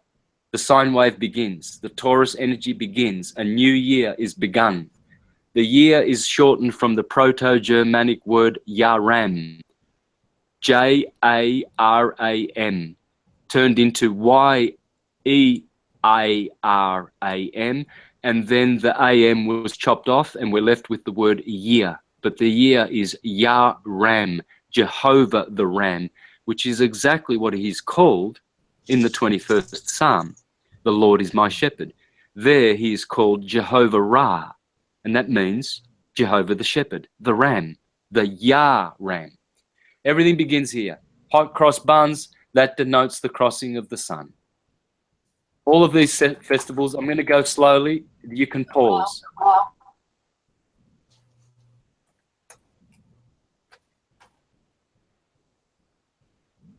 All the colors of spring. Why? The blossoms. This is spring. This is Aries. Look at the Jews. Look what they do in Japan. Sakura. That's another way of saying cerealia. And they celebrate drinking and eating biscuits under the cherry blossom trees in Japan. Okay? This is all here. I'm going to leave this. I'm going to just go slowly through these so the people watching can pause and they will get the sense of the festivity along the ecliptic. See, Ramadan, Tammuz. This is where all the fasting part of the year happens because the sun now is waning. Okay, the intelligent ones with eyes to see, they will read these and they will work it out. All festivities are on the ecliptic. All their meanings come from the ecliptic. What you are getting here is a priceless gem. This will teach you the ecliptic and all its festivities. You will learn secrets in this presentation. You will never, ever, ever get anywhere else. Anywhere. Anywhere. They can't afford it. Exactly, brother. Tell me your thoughts there, Ceres. Talk, brother.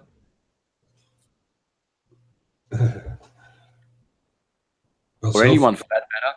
So far, I figured it has to do everything with the whole electromagnetic field, where we actually are individually centers of receiving the particular focus point of what your perceptive position actually gives, on how you actually turn the wheel, and how all the influences are from above.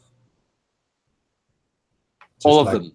Yeah, just like our body is, the emotional energy is just pure energy, and that's all where it's going through.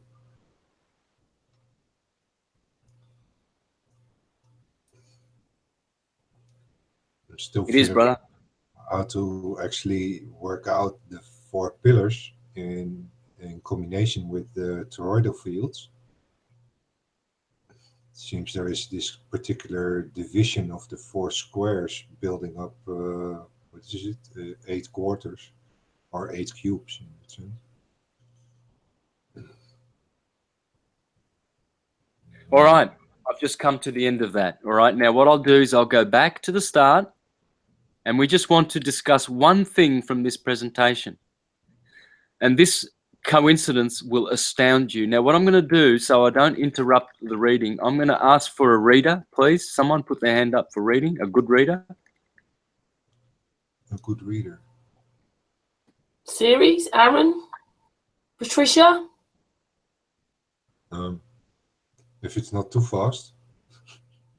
No, I'm going to stop on one presentation, one slide.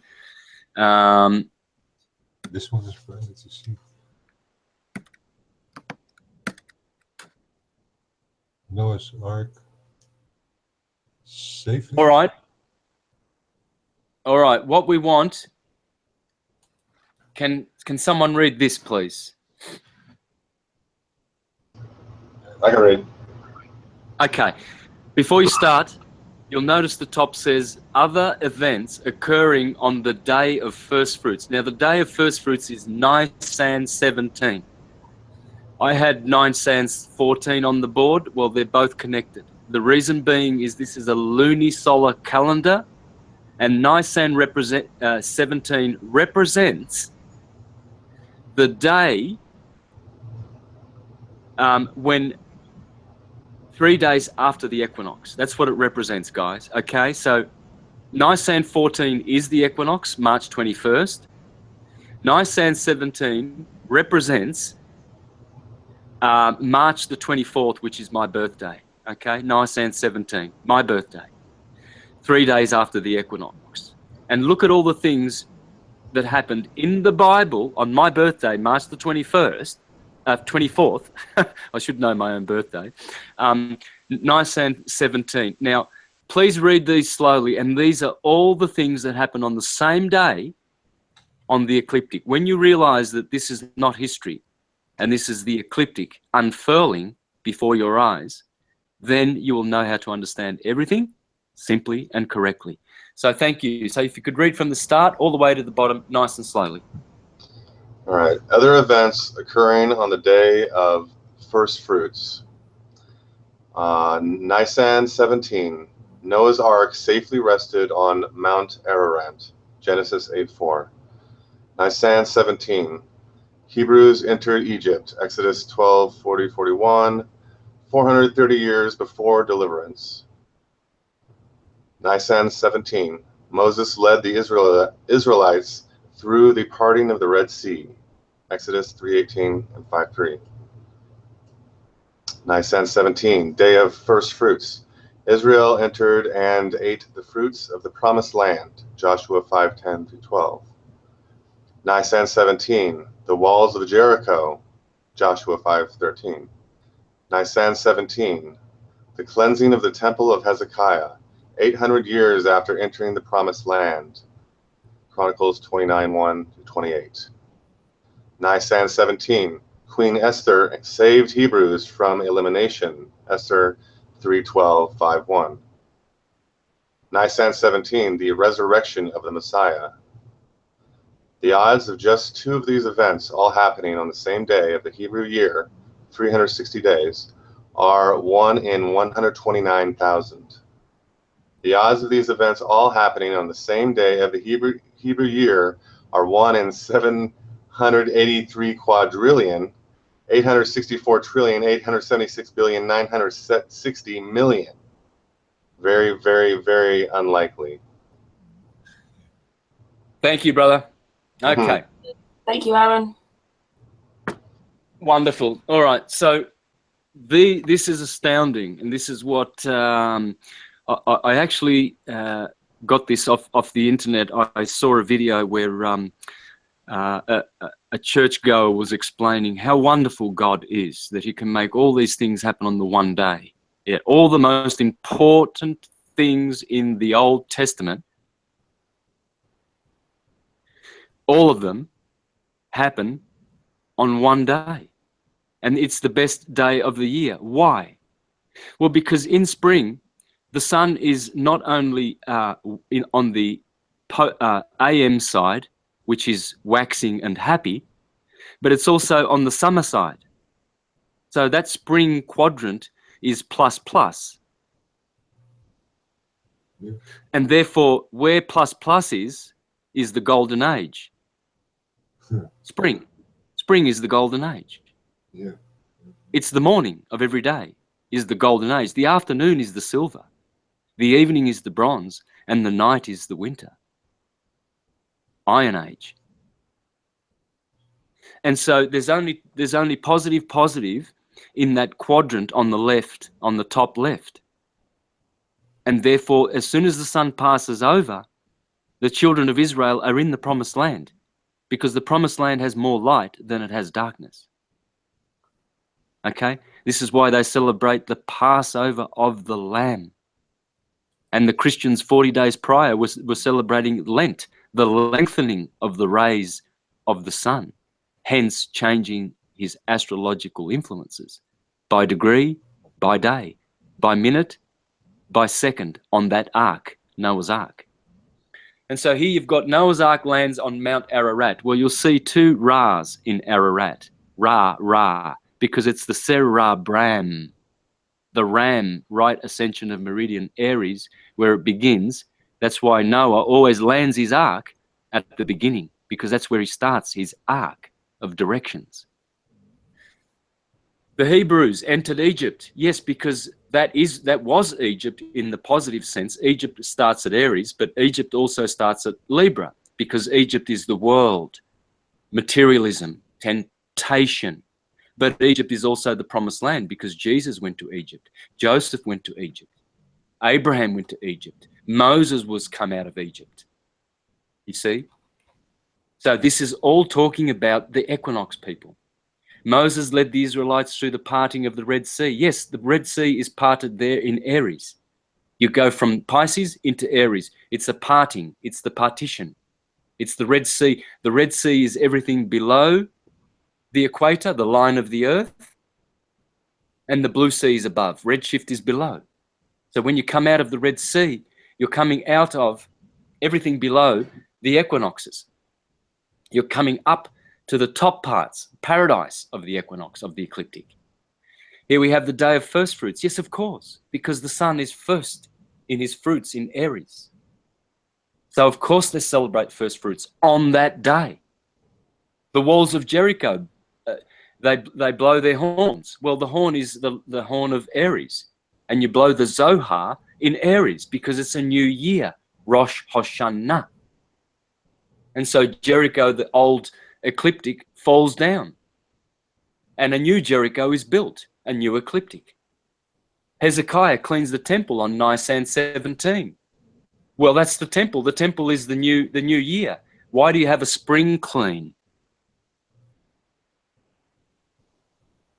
Because that's when Hezekiah does his spring cleaning of the temple. The temple is the temple of Hiram Abiff, the Hiram above, Aries, the builder of Solomono's temple.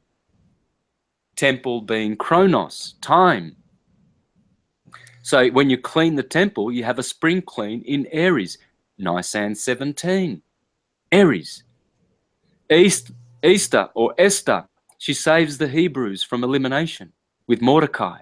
Well, Esther and Mordecai are none other than Astarte and Marduk of the Babylonians, because that's where they were in Persia, who worshipped Astarte, the eastern star, and Marduk, Mars, Venus and Mars. So, of course, there's no literal Easter in the Bible, people. Esther was not a literal human being. It's the East. It's Aries. Nisan. Nisan means Aries. And if you look at the Nissan Japanese Motor Company, look at their symbol. It's the same as the sun crossing the equinox. It's a ball, a disc crossing a line. Nisan means, and Mazda is the Persian word for Aries.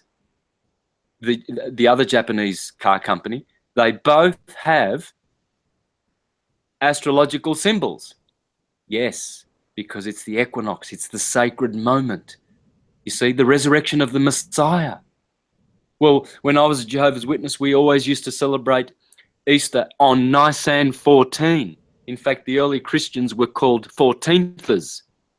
They were nicknamed 14thers because every year on the 14th of Nisan, the equinox, or rather the first full moon after the sun passing the equinox, they celebrate Nisan. See, because it's a movable calendar, the lunar calendar. Okay, so the odds of this happening, just two of these events happening, are 1 in 129,000, guys. So for all of these researchers that have, you know, half-cocked and half-witted, poncing around, pontificating about, oh, the Bible condemns astrology and it's literal and everything's literal in it. This is how literal it gets, people. Okay? It's all dealing with the ecliptic. Now, let me unshare. Let me unshare and continue on in my proofs that everything is on the ecliptic.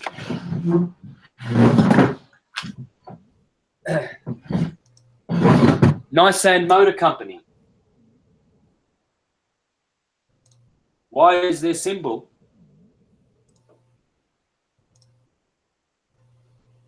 and Mazda? Why is their symbol the sun crossing the equinox? Because everything is here. This is the sun. Do you think they're going to have some doofus symbol to be successful in their motor company? They're going to put, you know, a banana, you know, or a lemon? Do you think they'll have a lemon or something, or you know, some sort of a doofus symbol? No, of course they're going to have the sun. The sun is invincible. No one can conquer the sun. The moon comes in conjunction with the sun. Goodbye moon for 3 days. She's in the tomb. She's the womb, and she's in the tomb because at the new moon, when she's within 15 degrees of the sun's rays, bam, she's under the beams. Only astrology tells you where the moon goes for 3 days. And here we are going, oh, that moon rock's up there with the sun in conjunction. Can't see it. The moon rock. Astrologers are talking about moon rocks. What's your moon sign? Moon sign? Yeah, you know the rock in the sky? It's a rock. The astronauts went up there to play golf in 1969 and they brought back a stone. It's a rock. Whereas astrology, our true masters, told me, said they are entirely luminous. Entirely luminous. Even Wikipedia tells you that Saturn is entirely luminous. It's a gas giant. Jupiter's a gas giant. It's entirely luminous. The sun's all hydrogen, so it's luminous. And yet they want their moon rocks. See, this is all about all of our stories. Jack and the Beanstalk. What's the beanstalk? Your spinal column. And as you go up and up and up, you see the land of giants and you get golden eggs. That's the gold of Aries. The sun exalts in Aries. That's what Jason's looking for, Jehovah's Son. Jehovah's Son's always looking for the golden fleece in his 12 journeys. Jack and Jill. Jack is the sun, Jill is the moon. Jack and Jill climbed up the hill to fetch a pail of water, Cancer. Jack fell down and broke his crown. That's an interesting word. Why is a little boy, Jack, and a little girl, Jill, who were just going up the hill to fetch a pail of water, what's he doing with a crown? And why does Jill, see Jill in Cancer and Jack in Leo, they live on top of the hill. Okay, this is the hill. They own the northern,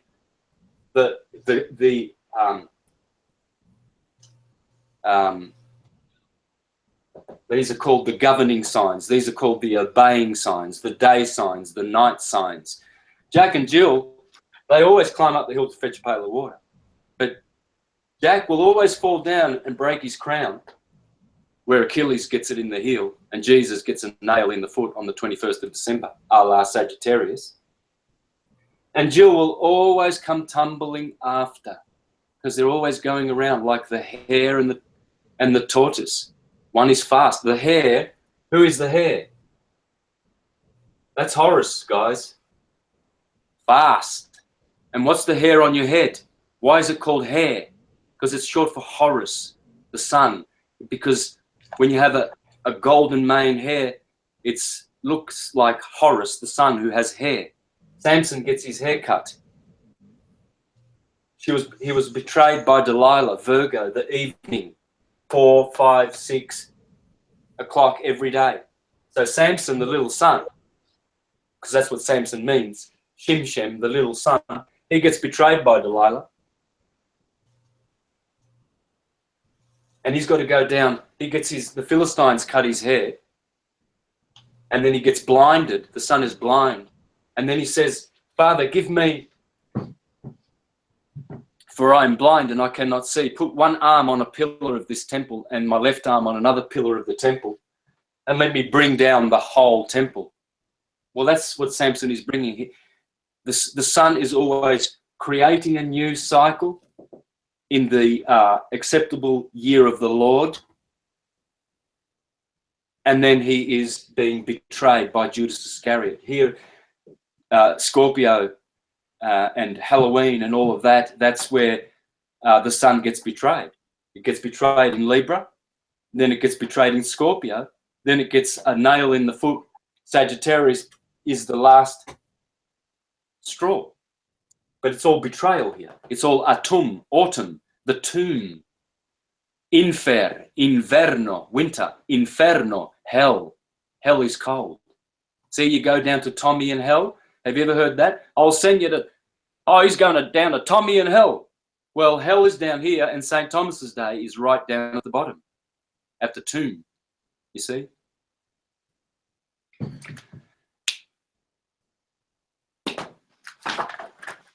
What else can we find? Oh, well, let's have a look at some nursery rhymes and see how they all play into the ecliptic, shall we? That'll be interesting. They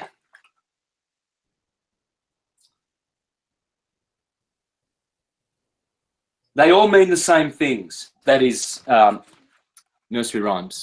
Fairy tales. Fairy tales, their origin and meaning. John Thackeray Bunce. Okay, this was written in the 18th century. Talking about fairy tales. They all mean the same things. That is, the relation between the sun and the earth. And succession of night and day. Of winter and summer. Of storm and calm. Of cloud and tempest. And golden sunshine and bright blue sky. And this is the source from which we get our fairy stories. For underneath all of them, there are the same fanciful meanings, only changed and altered in the way of putting them. By the lapse of ages of time, by the circumstances of different countries, and by the fancy of those who kept the wonderful tales alive without knowing what they meant. Well, let's see what they mean, shall we? Let's get every fairy tale you know.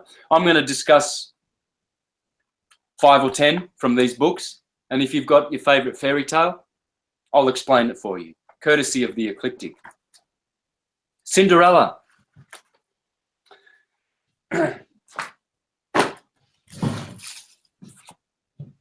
Let me sit down.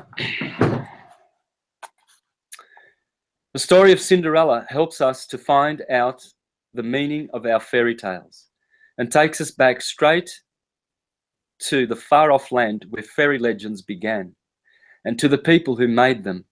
Cinderella and Rhodope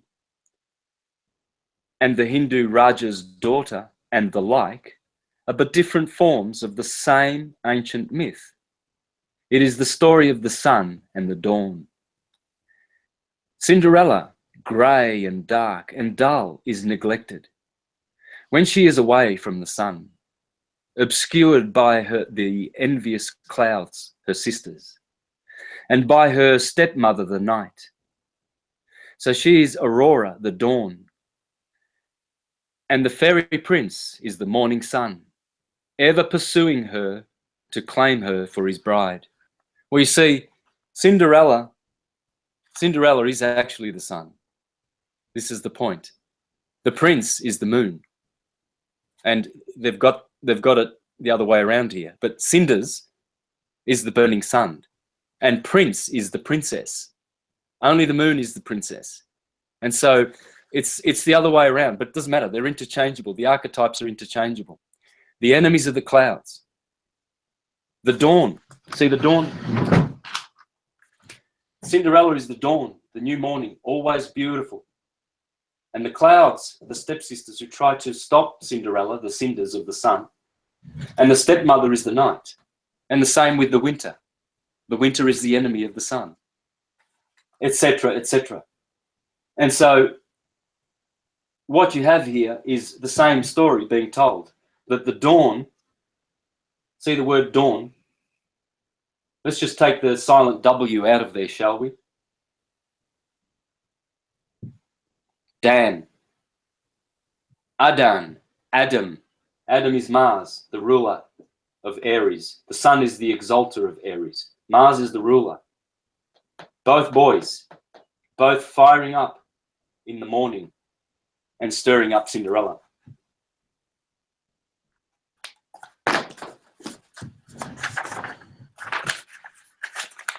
Okay, let's have a look, see what else we got in this book.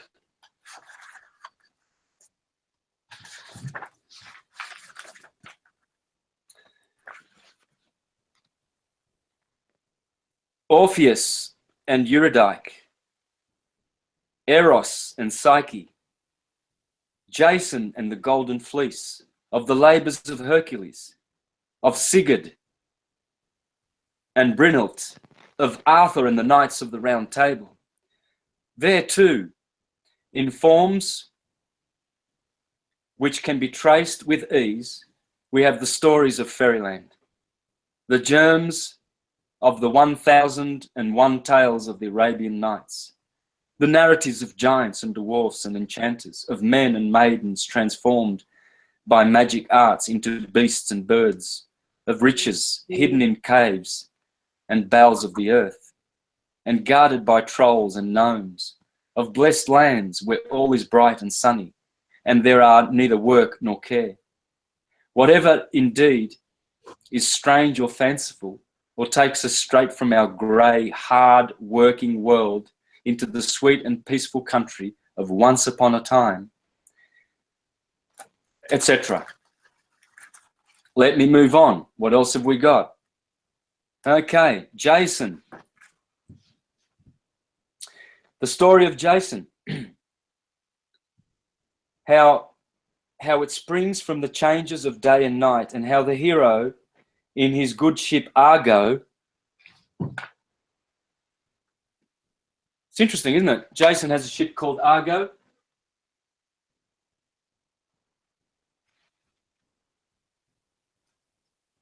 Argos.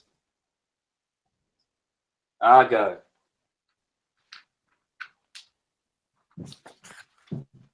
It's all on the ecliptic, guys.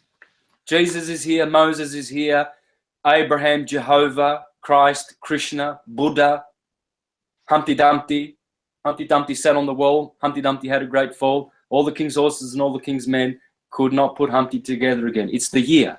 Once you destroy a year, that's why the 1st of January is called Circumcision Day, according to the Jews. Why is that? You'll see that in the presentation, the holy days. If you flick back to it, you'll see the 1st of January is Circumcision Day. Well, why? Because after the son is born, 25th of December, you wait 8 days, then you circumcise the year and you start a new year. Son is born on the 25th of December. In Jewish tradition, you wait 8 days and then you snip off his bits. That's the year. That's why January 1st is the day of circumcision, exactly 8 days after the son is born. It's all on the ecliptic. All on the ecliptic, everything. There's nothing literal. It all comes from this. This is the first truth. All other truths are second. This is the principle. All others are attributes of the principle. Everything is here. It's all energy. God is energy, conscious energy.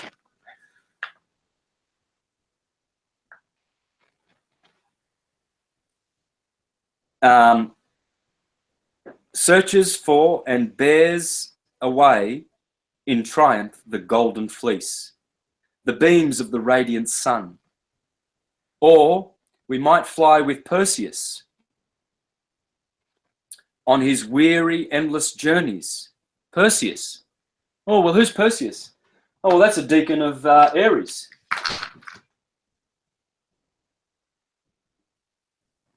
Perseus, Cassiopeia, the big M in the sky at the Arctic Circle, Cassiopeia, that M, that's Mary. Perseus, Jesus, the Christ, and Cassiopeia. And Cetus. Those are the three deacons of Aries. Perseus, what's he doing? He's holding up Medusa's head. That's every morning Perseus slays the starlit night, Medusa's head.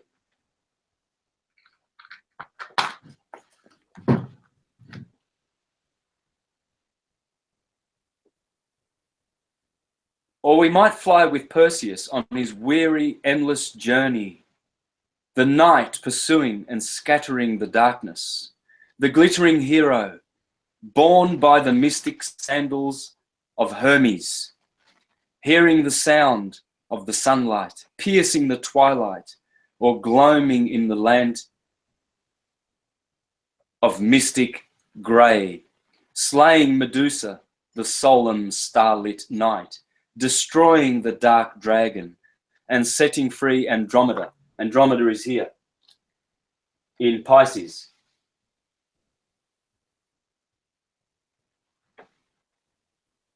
He frees her. Perseus frees her. Yeah, because Andromeda is the end of the year. Perseus is the start of the year. There's always a Christ. Hercules is here. That's a Christ. Orion is here. That's Osiris. That's a Christ. This is the cerebellum. This is the optic thalamus. Orion. The pineal gland. That's the Pleiades in Aries. Optic thalamus, Taurus. Pineal gland, Aries. That's where heaven is. Heaved up. Head. Heel is hell.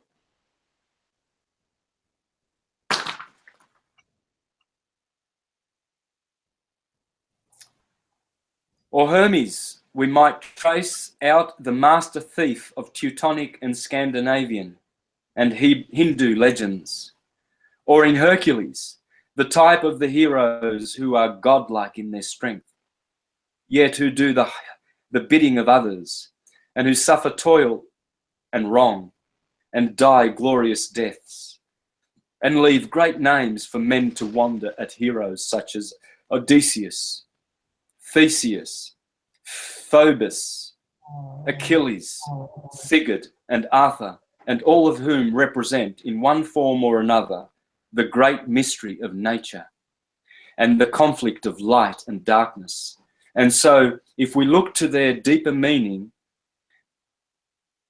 the constant triumph of good over evil and of right over wrong, right over wrong, etc. Having fun yet? How are we going, Karen?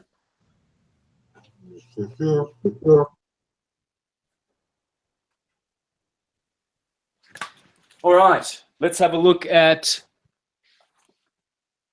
Myths and Myth Makers, John Fiske. Sleeping Beauty. The Earth Goddess winks. Excuse me. Sorry about that. That's not winks. I need my glasses.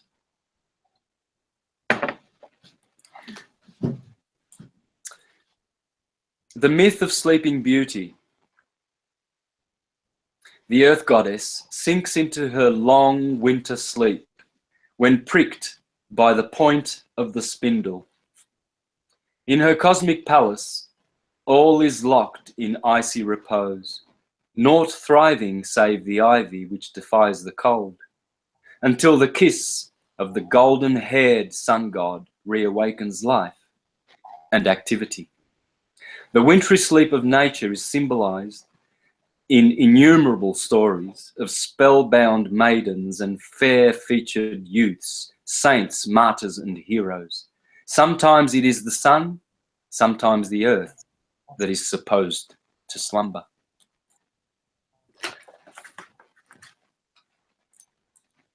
Odysseus, stripped of his beggar's raiment and endowed with fresh youth and beauty by the dawn goddess, Athene, engages in no doubtful conflict as he raises the bow, which none but himself can bend.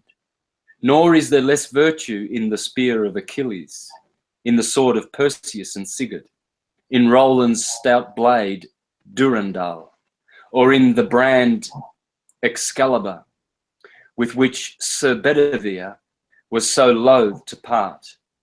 All these are solar weapons, and so too are the arrows of Tel and Palnatoki, Egil, and Hemingre, and William of Clonsdaleise, whose surname proclaims him an inhabitant of the Pacian land. William Tell, whether of Cloudland or of Altdorf, is the last reflection of the beneficent divinity of daytime and summer, constrained for a while to obey the caprice of the powers of cold and darkness, as Apollo served Laomedon and Heracles did the bidding of Eurystheus. But the sun, though ever victorious in open contest with his enemies, is nevertheless not invulnerable. At times he succumbs to treachery, is bound by the frost giants, or slain by the demons of darkness. Little Red Riding Hood. Little Red Riding Hood. Who is red when it sets? The sun. Who is the wolf? The wolf is a deacon of Libra, Lupus.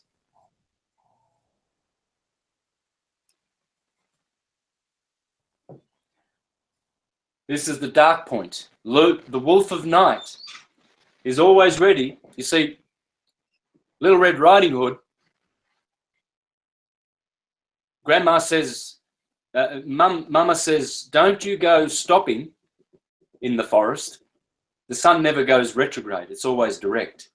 Little Red Riding Hood, she goes straight through the forest. She doesn't talk to anyone unless she comes in a conjunction with a planet. Sun and moon, new moon, sun and Jupiter. Those are conjunctions. The sun stops and has a chat in a symbolic sense. But figuratively, Mama says, don't you talk to no wolves. Don't you talk to no strangers, because she knew that there's a wolf in the forest on the ecliptic, and it's always there. And the hunter, Orion, he's always going to kill, he's always ready. Perseus, Orion, Auriga. Auriga is here too. Auriga's another hero, the charioteer. He's in Orion. Perseus is in Aries.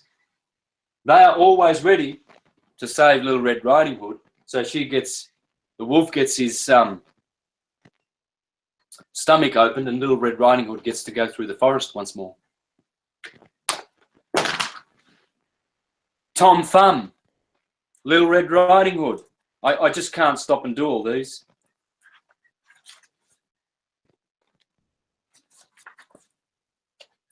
The preponderance of solar legends in most systems of mythology is not due to a lack. No, I don't want to read that. There was a better one here somewhere. Some good quotes. Oh, here's a beauty. Song of Sixpence. Obviously, the 4 and 20 blackbirds are the 24 hours.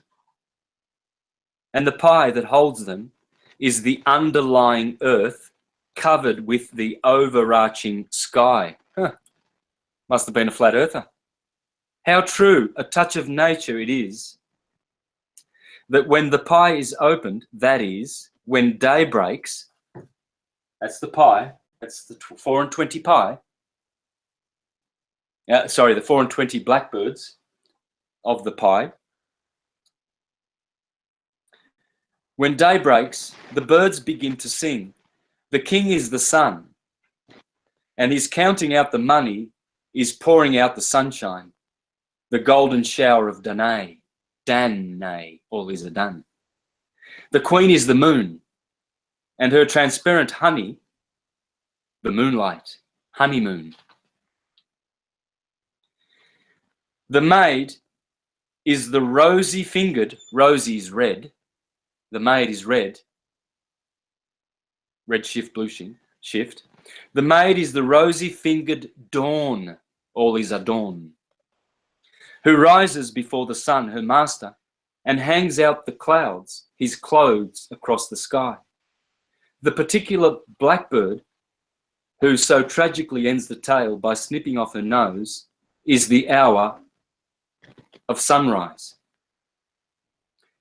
In all this interpretation, there is no a priori improbability, save perhaps in its unbroken symmetry and completeness, that some points at least of the story are thus derived from antique interpretations of physical events is in harmony with all that we know concerning nursery rhymes. In short, the time-honored rhyme really wants but one thing to prove it a sun myth. That one thing being a proof by some argument more valid than analogy. The character of the argument which is lacking may be illustrated by a reference to a rhyme about Jack and Jill. Anyway, then he goes on to Jack and Jill. I've done that. The mere fact that solar heroes all over the world travel in a certain path and slay imps of darkness is of great value as throwing light upon primeval habits of thought.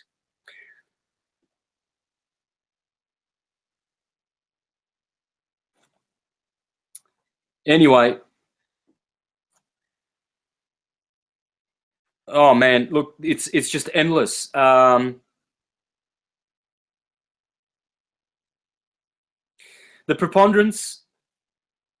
The predominance of solar legends in most systems of mythology is not due to a lack of that titanic assurance which we say the sun must rise, nor again to the fact that phenomena of day and night are the most striking phenomena in nature.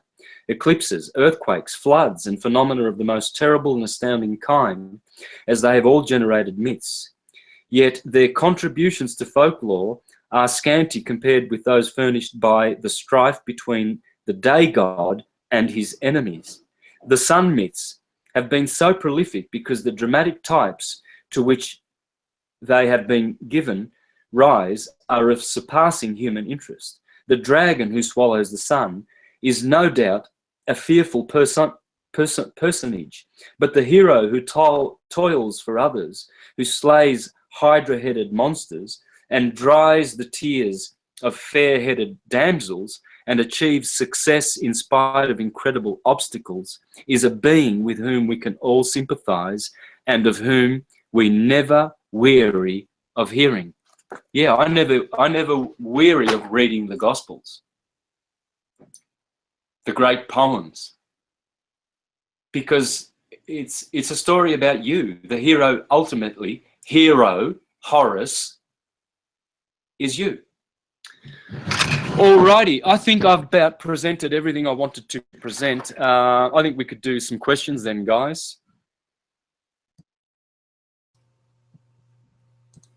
So far,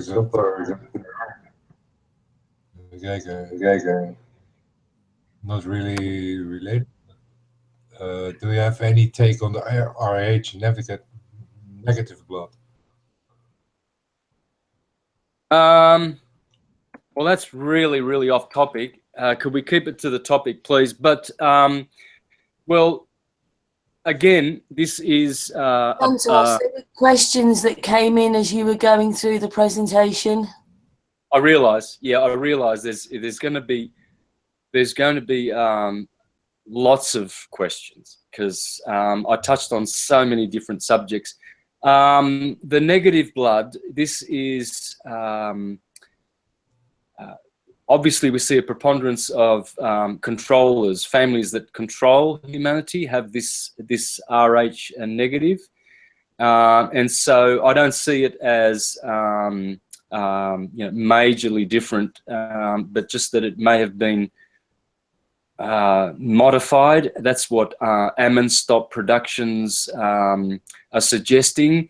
Grace from the Power, I think her name is actually Grace Power, but anyway, that Monkey Blood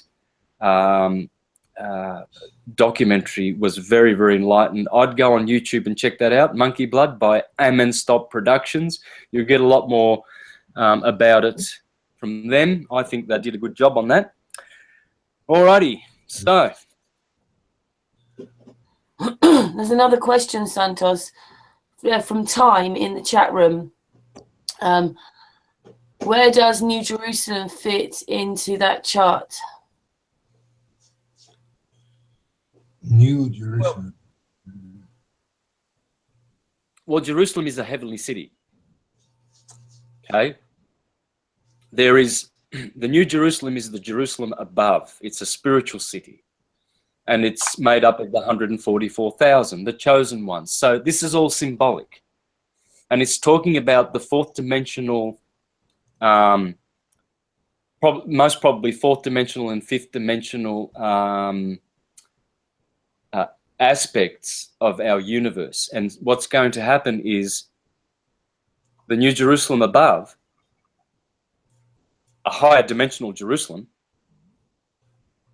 is going to its center of orbit, which is perihelion, is going to match with our timeline. In other words, it's going to come down. New Jerusalem, the new way of doing things, is going to return. It's basically just the real construct of this universe and how it's supposed to vibrate in the golden age. There's 4 different vibrations. There's the golden age vibration, silver age, bronze, and iron. We basically are still at the residuals of the iron age. So there's still a lot of suffering lingering on. There's still a lot of the old draconian elite families with their globalism agenda going, but they are being defeated by New Jerusalem, or by Christ returning. This is how Christ returns. Christ means to be enlightened. Enlightenment is this. It doesn't happen any other way. When the Apostle Paul said, "You babes, Corinthians, I cannot speak to you the deep things of Christ because you are babes and requiring milk, the milk of the word." That's because they could never understand the literary Jesus. They wanted a literal model, like a little child wants training wheels on his push bike. He doesn't want to just learn without the training wheels. And some people are like that. They need their little training wheel models, which is the literal model. And they think that that is the only true part of the Bible, which is limiting and reducing. Because the letter of the word destroys, but the Spirit giveth forth life. And let me just share something else with you. Here is a quote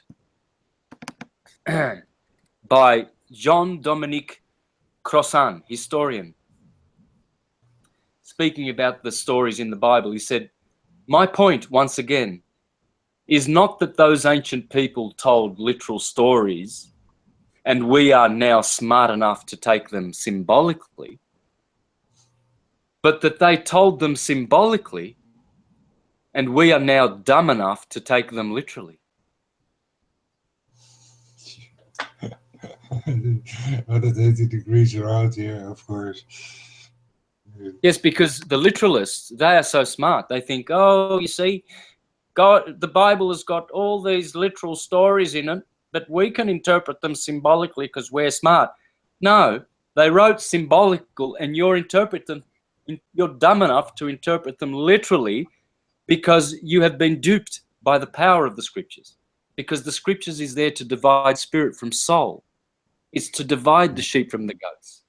It is to put literal poison out there so that the mundane and those of a mundane intelligence do not grasp the spiritual, and it divides the sheep from the goats.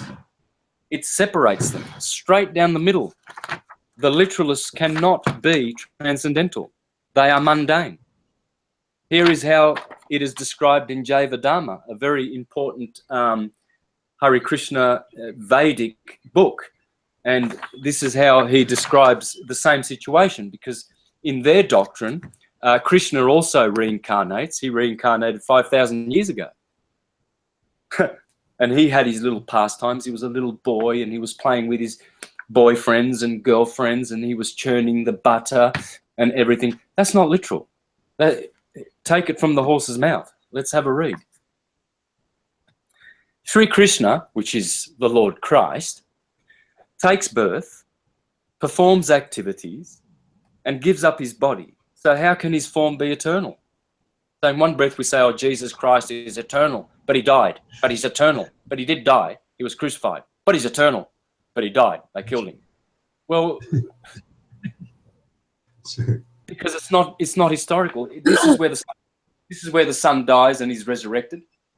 This is where the sun dies and is resurrected. This is where the sun dies at Judgment Day and is resurrected in Libra. That's where the sun dies in Cancer and is resurrected in the Feast of St. Thomas, 3rd of June, July. There's 4 crucifixions. Literary.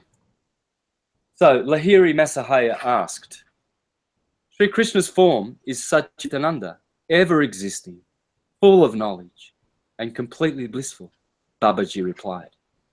His birth, activities, and giving up of the body have no connection with mundane matter. When they have, then why have they such descriptions been given in Mahabharata and other scriptures? Babaji answered, the eternal truth defies description, for it is beyond words. The pure soul, in his spiritual aspect, sees the transcendental form and pastimes of Sri Krishna. When he describes that supreme reality through words, it appears just like worldly, mundane history. Those who are capable of extracting the essence from scriptures, like the Mahabharata, experience Krishna's pastimes in a specific way. However, when people of mundane intelligence hear these descriptions, they interpret them in different ways. Well, see, these literalists may suggest that these are my opinions. They're not. They say, oh yes, but we've got the Jesus, literal Jesus. Santos is a mystic. He's weird. He's made up all this. He went and got it from under a rock, and he's proclaiming it everywhere, trying to deceive people with his truth, his opinions. I'm not responsible for any of that, guys. I did not originate any of that. That's not my wheel. That's not my tsuru. That's not my Mazarov. That's God's. That's all God's. I'm just noticing how we did it. That's all. I'm just showing you, look, this is how we did it. That's all I do. Okay.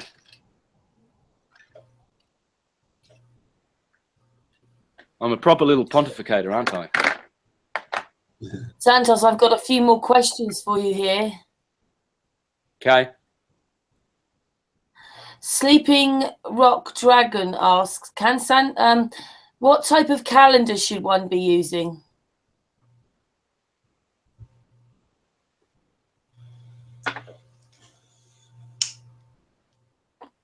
Suni,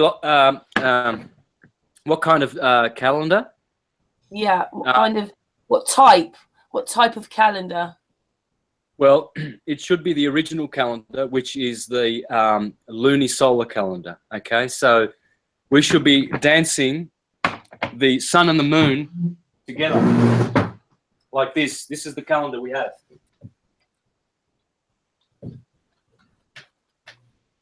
This is the true calendar that I just showed you, guys. It's the astrological calendar. but it should be lunisolar.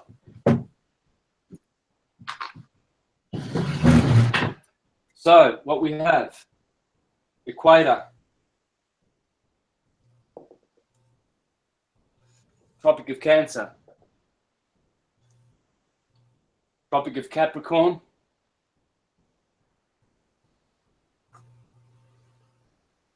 in the book of Enoch, it says that the sun has six gates.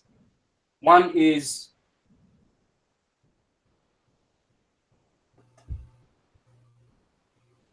there's your cross.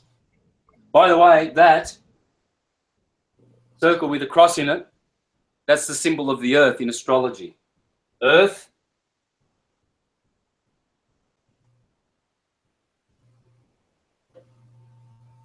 sun, those are the symbols. Moon,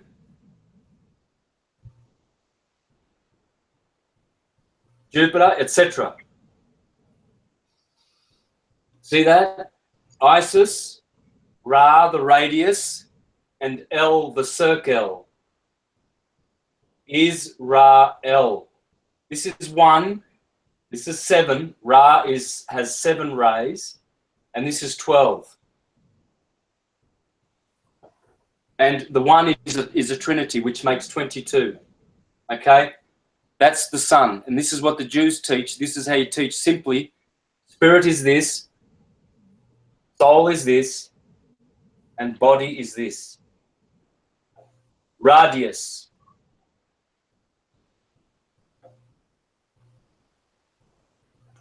Ra, God. And his circ El. So Enoch says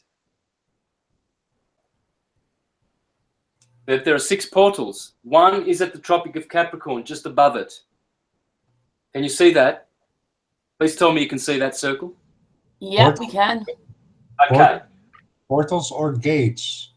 Gates. Yeah.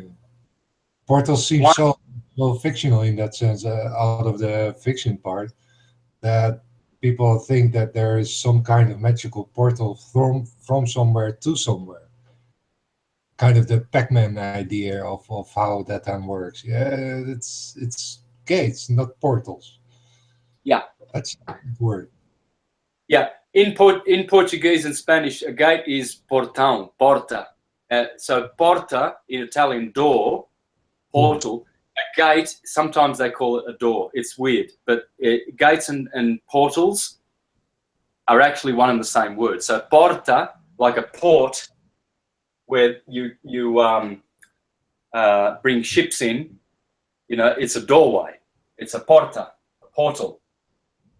Okay, so but it's still a gate, because what do they have? They have gates there. So, but the proper word in English is definitely gate, because that's the word that was translated in Enoch, especially, number 1.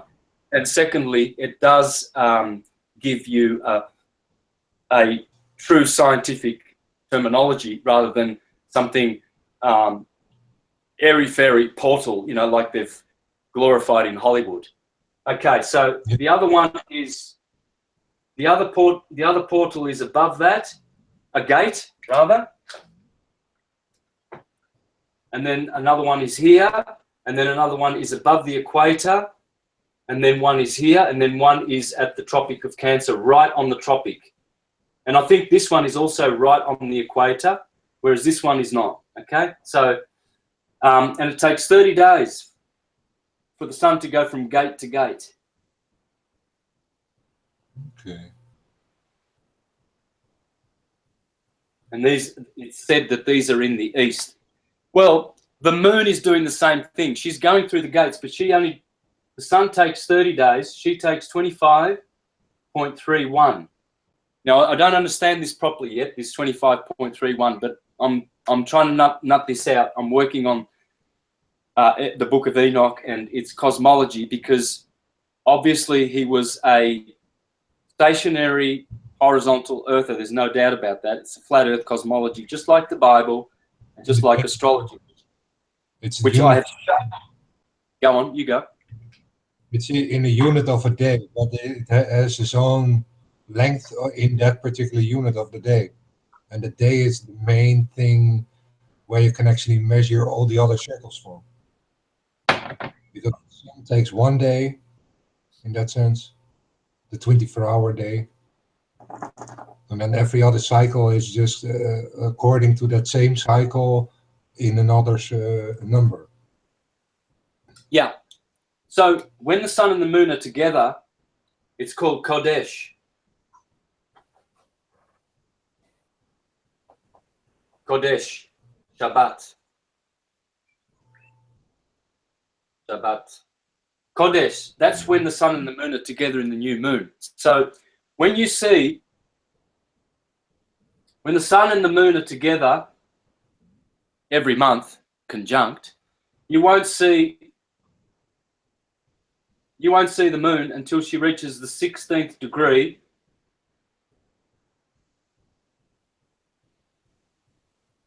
either side. So waxing, or let's say from the northern hemisphere, that's the waxing moon. That's the waning moon. That's the waxing moon. So you will only see the moon at the 16th degree, okay? Because in between there, moon is invisible.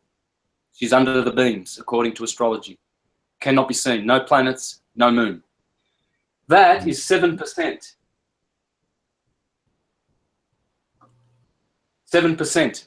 The next day, the moon increases 7% for 14 days. And that's why Osiris, you see, Osiris gets chopped up into 14 pieces, yeah? Well, those are the 14 lunar mansions under the ecliptic. Because she adds, every day, she adds 7% of her light until she's a full moon 14 days later, okay? Now, that day when they are at the new moon, that's the Holy Sabbath, that's Kodesh. So that's the first day of every month, the 8th, the 15th, 22nd, and then the 29th, the 5th Sabbath of every month, becomes the first. And that is Kodesh. Now, in the Julio-Gregorian calendar, big problem. There's nothing wrong with it. It works. It's overlaid on top of the astrological calendar quite perfectly. No problems. Only it's a secular calendar because it starts in January. Here. Or rather here. Can you see this point here? Yeah. Yeah. Okay, because I can't see it because maybe if I take... Oh, it's in the video. Yeah, I just got all... I've got all the pictures of the photos of all the people in the chat blocking the bottom of my screen. How do I get rid of those? In the top, you have the most left. In the middle, the most left one should be hide the participants. Dus, It doesn't matter. It doesn't matter. As long as you can see it. Did I hide it for you? Yeah. In Okay. mine? Yeah. Yeah.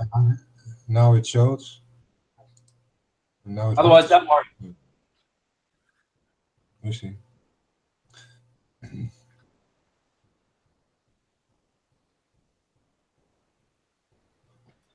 Okay.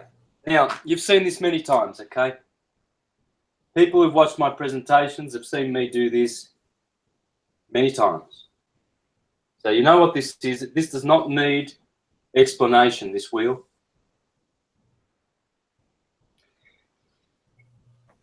In ancient Rome, March used to be called Primus. Second month, Secundus.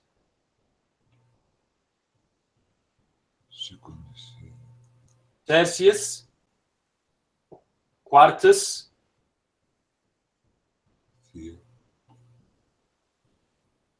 Quintus,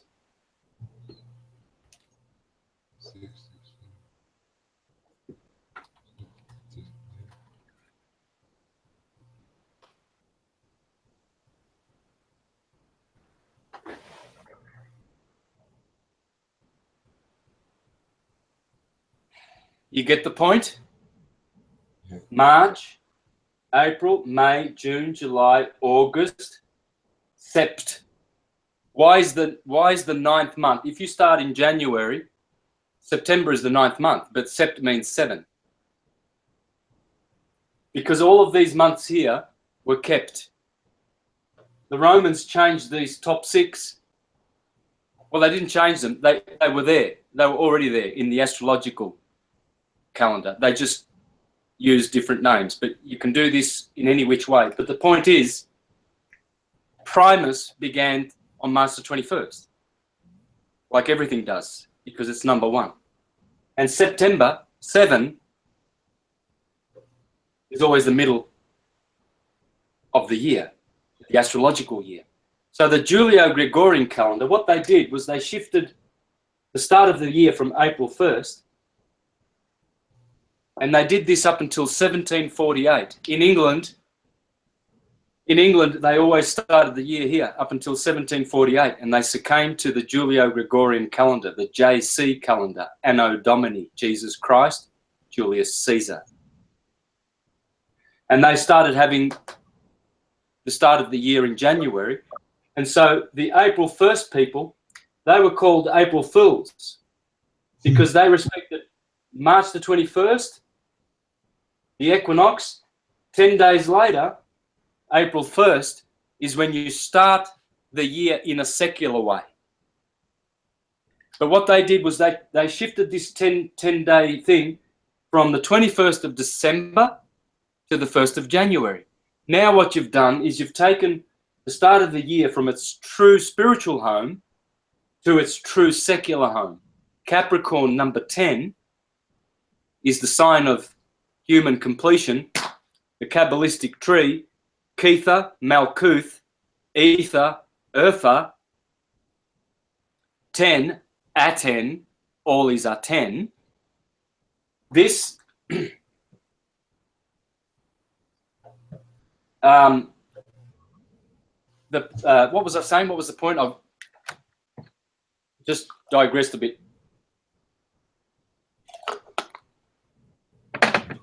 Anyway, it'll come back, no problem. So what they did, as you can see, is they shifted the focus onto a solar year by virtue of having a fixed day. See, Easter's not fixed. It's a moon. It's a lunar solar festivity. So Easter, Good Friday, can happen on the 12th, can happen on the 1st of April, but it'll always happen in Aries. Very, very seldom does it happen here in Taurus on the 25th of April, but it does reach Taurus. Easter Sunday, that is. Or sorry, Easter Sunday. Because how it's done is it's calculated like this. It's the first full moon. It's the first Sunday, rather. Easter Sunday is always the first Sunday after the first full moon after this crossing. So this crossing happens, then they wait for the full moon, which will always happen at Nicene 14. The full moon, and that could happen on a Tuesday. So the Christians, the Catholics, they wait for the Sunday. So they have, after that Tuesday, they have Good Friday, Easter Saturday, Easter Sunday, Easter Monday. But it always happens in this period. So it's a lunar solar. That's why when you do lunar solar, you have the sun is Sol and the moon is Mon. She's mono, which is a Greek word for alone, and the sun is Sol, solo, which is the Latin word for alone. So Solomon is your body. The builder, Hiram Abith, is the Hiram above. And that is the same words as I showed you last week as other words like harmony, Harpocrates, and the moon. Hormones. How do you balance your Horus and your moons? So if we're going to have harmony and balanced hormones and a good temple of solo mono, our bodies, all in order, we have to go back to a lunar solar calendar, because that was how our cosmology came to us. Not solar, which is the Julian calendar. Okay, next question.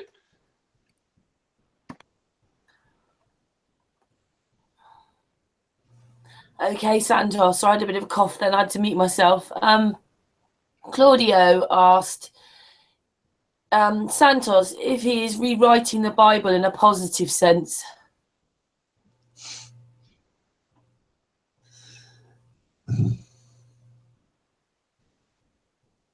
Well, that's a no-brainer, yes. Okay, then. Caroline said, would you mind asking Santos if he plans for offering classes, seminars in person in Australia?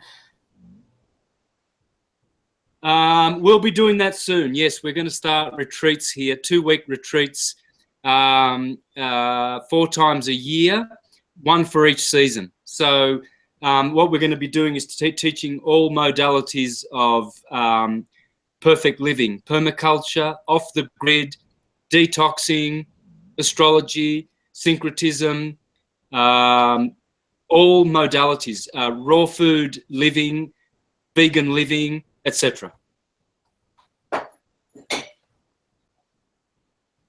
There you go then. Do you know roughly when that would be, Santos? Well, this is the thing. I'm trying to get organised for that, but I think my preference would be, I mean, that's good, but the retreats are more one-on-one, but I think the best way to learn is like this. So what I'm trying to do is I'm trying to start these hangouts somewhere, somehow, to be actually a school with classes, so we can actually advance astrological wisdom. Because if I'm always touching on astrology, as I do, I syncretize everything. If I'm always mixing in all in syncretism in a coherent sort of a way, I will never actually be able to specialize in one area. Like, for instance, astrology. Astrology needs its own classes. We need to train up people how to interpret these energies along the ecliptic. And that's what a competent astrologer is.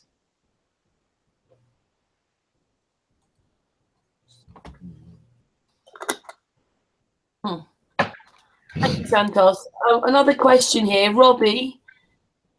He asks, there any truths in the Bible stories other than being cosmology, as in literal that happened?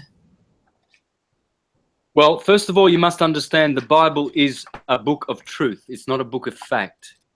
And so the historical content in the Bible is purely just a post-redaction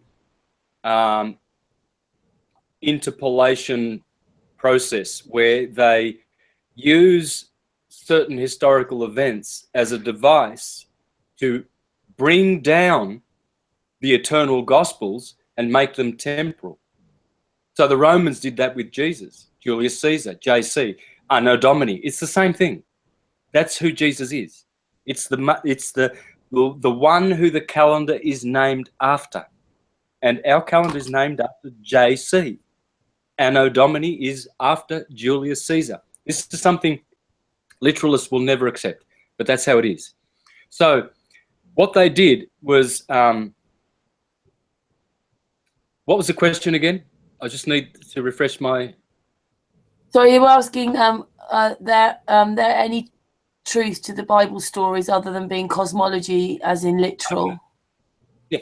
Okay. So what they did was they took the Gospels and they took 4 of them, Matthew, Mark, Luke, and John, and made those the canonized official versions.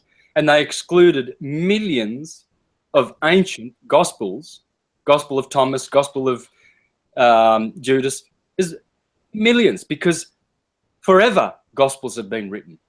They didn't start writing gospels 2,000 years ago. The Romans only, empire uses history as a device to legitimize their empire, so that now they have a savior and a God and someone that they can go killing other people for. He came, he told us a whole bunch of stuff. Now we're going to kill you for what he said, because you worship Osiris and Krishna and all of these other names. It's the same Christ in another name, but they're killing them because why? Because of the historical Jesus lie. That's why. He never came and he'll never return. This is the first coming and this is the second coming. And Perseus is always coming. You know, he comes in the morning, then he goes away at night. And then there's a second coming and a third coming. It's in the ecliptic. It's not in history. So we've got to understand that we're not looking for fact, mundane fact in the scriptures. We're looking for transcendental, eternal, atemporal truth. Atemporal. We're not looking for temporal bits. It's no use arguing about whether Jesus sneezed or whether he yawned or whether he blew his nose or whether he farted or whether he burped. No, he farted. Well, I'm going to kill you because you said he burped. Historical, anything that he ever did historically has got nothing to do with our lives anyway. So if he did come historically and lived and did all those things, it has nothing to do with us. It's gone. It's dead and dusted. It's gone. Eternity is with us, not the past. The past is dead and gone. Sure, we can get lessons from the past, yes. Great lessons from great men and women who have bequeathed powerful lessons to us. But the Gospels are Gospels, okay? I'll do a show on how to write Gospels one day. I did it when I was in England in 2013 in Birmingham. I called it The Art of Gospel Writing. It's a shame they never put it up, Truth Juice. Lazy bums. I did 14 presentations all over England. I went to Leicester, I went to Hull, I went to St. Anne's, Bristol, Brighton, Manchester. I was all over the place. They haven't put one up. The only two that were up are the ones I did in Glastonbury and Stonehenge, and that was not from Truth Juice. So if anyone knows Truth Juice, let them know that I'm not happy. And I'm giving Truth Juice a very, very bad name, because they dishonored the contract. I said, I don't want money. All I want is you to film the presentations and share them with the world. Not on my channel, on your channel. Give it to the world. And they didn't do it. Okay? So the art of gospel writing. Tell them that you want to see that presentation and demand it.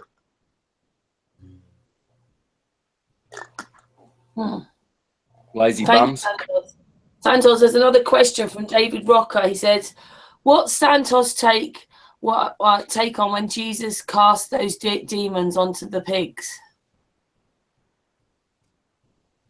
Again, the ecliptic is the teacher and the biochemistry of the ecliptic in your body.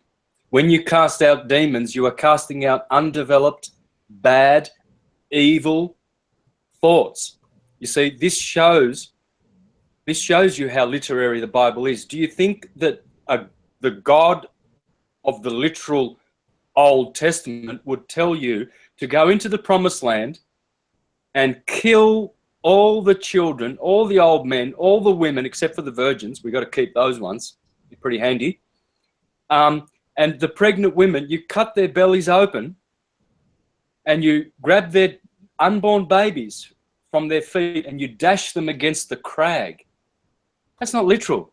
When the Quran says to go and kill the infidels, it's not literal. The infidels are the immature, undeveloped thoughts and emotions that you have.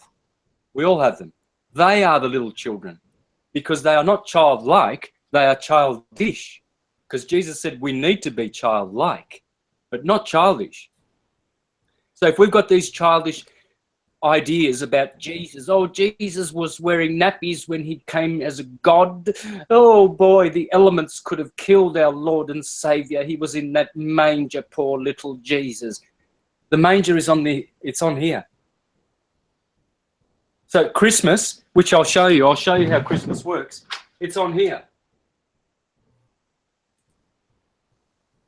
The star, I'll do that later, hang on. Just put the Star of Bethlehem here.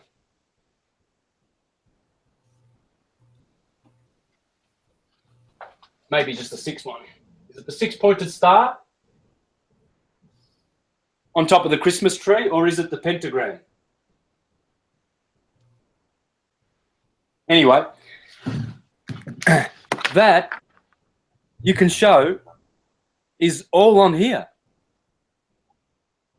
The literalisms of the Bible is killing us, whereas the truth is transcendental and is freeing us.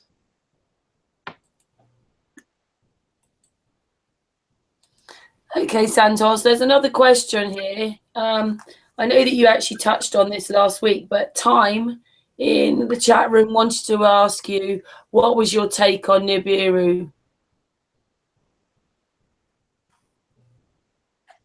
Not much, because I don't accept the Zechariah Sitchin's model of it, and I believe that Nibiru is possibly just a phenomena that occurs within the dome. So obviously we know that we don't have freaking rocks flying through the dome and the comets and all that. It's all phenomena that occurs in the between the firmament and the dome.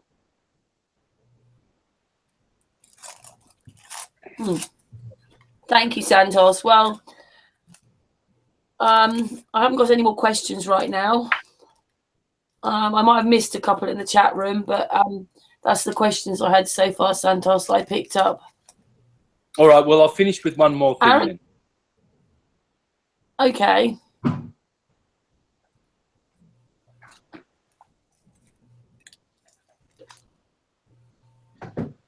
I did have a lot more to share, but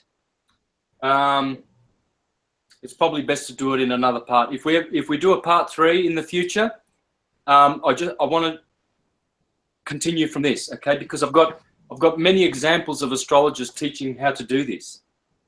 This is not, for some reason, people are so dumbed down that they think that this is my stuff. I see this everywhere. I see this when I'm having breakfast. I see this when I'm walking. You mean down they could see it as well, Santos? If they wanted to, they could see it as well. Sure. Okay, here's Christmas. This is what happens at Christmas, okay?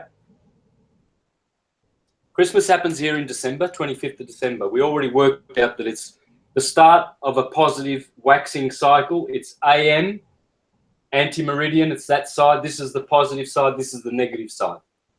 So when you look at it, realistically, what you've got here is this is positive. So this half gets a positive by action, by active. By passive, this is negative because it's below this line. Anything below is negative.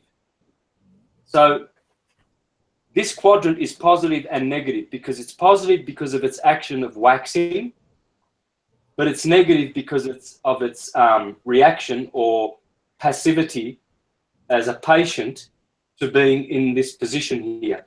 Now, this, on the other hand, is positive by its waxing action, and it's also positive by position. Here we have positive by action up to this point. Then it becomes negative. Everything here is negative by position and by action. And here you also have negative by position because it's actually waning. So you see that only springtime, which is the golden age. Silver is the afternoon. Autumn and winter is nothing but morning, afternoon, evening, and night. Spring, summer, autumn, winter. See your plus, plus, and your negative, negative? Because this is where plus happens. Sun exalts, resurrects on Nisan 17. All the action happens here. This chakra is called the Sahasrara chakra. Sahasrara, the top chakra, the crown chakra, yeah? Sara, Sahasra, Ra. And Noah lands on Mount Ararat. Ra, T. Ararat. It's all about the Ra, right ascension of meridian. All Ra, cerebram, happens here. So what we've got in the Christmas story is this. Orion and his 3 stars are pointing to Ceres in Cancer. The beautiful blue, brightest star in the sky is always here, on top of the meridian. That's where she lives. This is the Christmas tree. And you put your Christmas tree here at the bottom. You see, Jesus is born in a manger. Well, the manger is here in Cancer. Because when you look up at midnight on Christmas, all through the Christmas, January and December and January, you look up at midnight and you'll see this star above your head. Not directly above your head, depends what latitude you're living on, but above your head in the MC, on the ecliptic. It could be that high if you're in Finland, but if you're in, say, Ecuador, Ceres will be right above your head. But the point is, it reaches the zenith at Christmas. You look up, you'll see this, Ceres, and you'll see the 3 wise men who followed the star of the east and followed it to where the star stopped above where the child was born, in a manger. Well, that's the manger, because it's called the manger. It's called the honeypot in Cancer. It's an asterism in Cancer. And it's got a donkey. It's got Asinellus major or Asinellus australis and Asinellus borealis, the twins. So you see, Cancer has Ursa Major and Ursa Minor. It has 2 donkeys in it. Gemini has 2 twins. It has Canis Major and Canis Minor in it. Argos is the boat, the bark of Ra, Noah's Ark, that carries in 2 of all the animals. 2 twins, 2 dogs, 2 bears, 2 donkeys. So when you look up at Christmas Day, Christmas midnight, you're seeing the manger, and the Bible said that the shepherds were outdoors. Well, that's here, because the flocks are in Capricorn. And so the shepherds, the goat, because they're also goat herds in Capricorn, and the manger's always full of a cow. There's always, what animals do you see in the manger? A cow, a lamb, a horse, a donkey, Asinellus australis, Asinellus borealis. What else do you see? A goat, Capricorn. And so the shepherds that are outdoor, they are the pastors, or the ones who are checking the stores. And every time you look up, you'll see the 3 wise men who come from the east. You see, what you'll see, you look east, you'll see Orion. And the 3 wise men, the belt of Orion, is pointing pretty much almost straight at Sirius. There's a little bit of a, you have to use your imagination. It's a little bit offset, only by about 4 or 5 degrees. But those 3 stars, they're always pointing to the east. And at midnight, they always stop at the zenith. And that's on the 24th of December, midnight. Sirius is there. Those guys are lining up with that, the 3 wise men.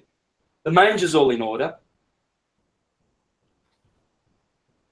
Everything is on here, guys. Hercules, you're looking for Perseus, Pegasus, Cinderella, Humpty Dumpty, Pinocchio.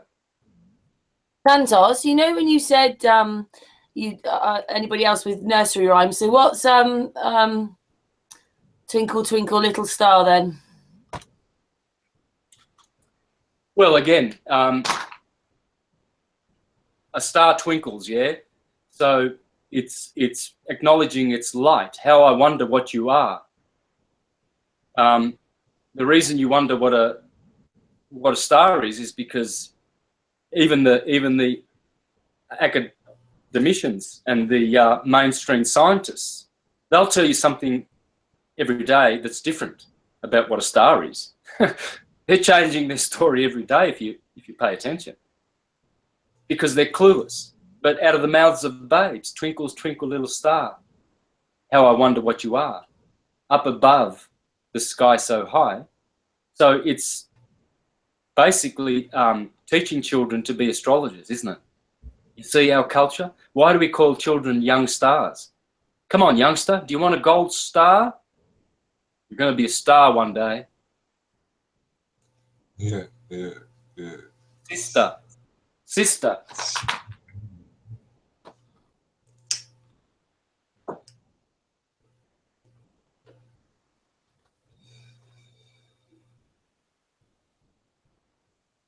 Brathios, brother. Brother, a brother is a breather. A buddy is a body. Say hello to my buddy. Why do you call him a buddy? You're talking about his body. So when you call your brother a brother, you're calling him a breather. Brathios, the breath of Ra. The star of Isis, your sister. Sarah. You see, Sarah, the wife of Abraham, this is how people think that everything's literal. Sarah was not literal. You know the Saraswati River in Egypt, in India? It dried out. You see how the Bible says, and Sarah became barren. And she dried out and had no more progeny after she had Isaac. And then Abraham had to go to his concubine Hagar to have Ishmael. But Sarah only produced at the age of 90, and she was barren. It's talking about Brahma and Saraswati, the Saraswati River. It's going back to that historical moment, showing how historical events are used as devices to bring down the Gospels to the mundane level of empire. See, so you've got Brahma,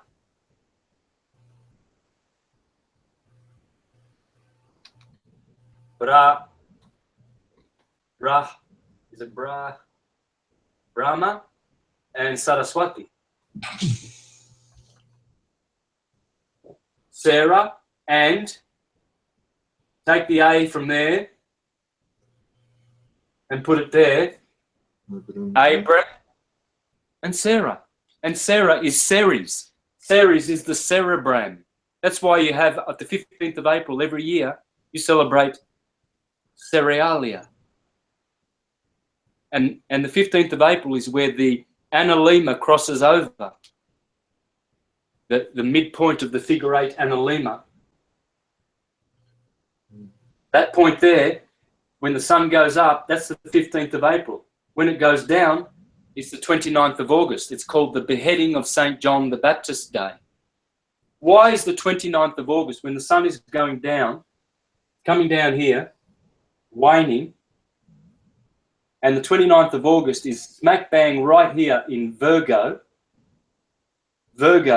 and the Virgin was the one who danced for Herod. Herod is the sun, hero.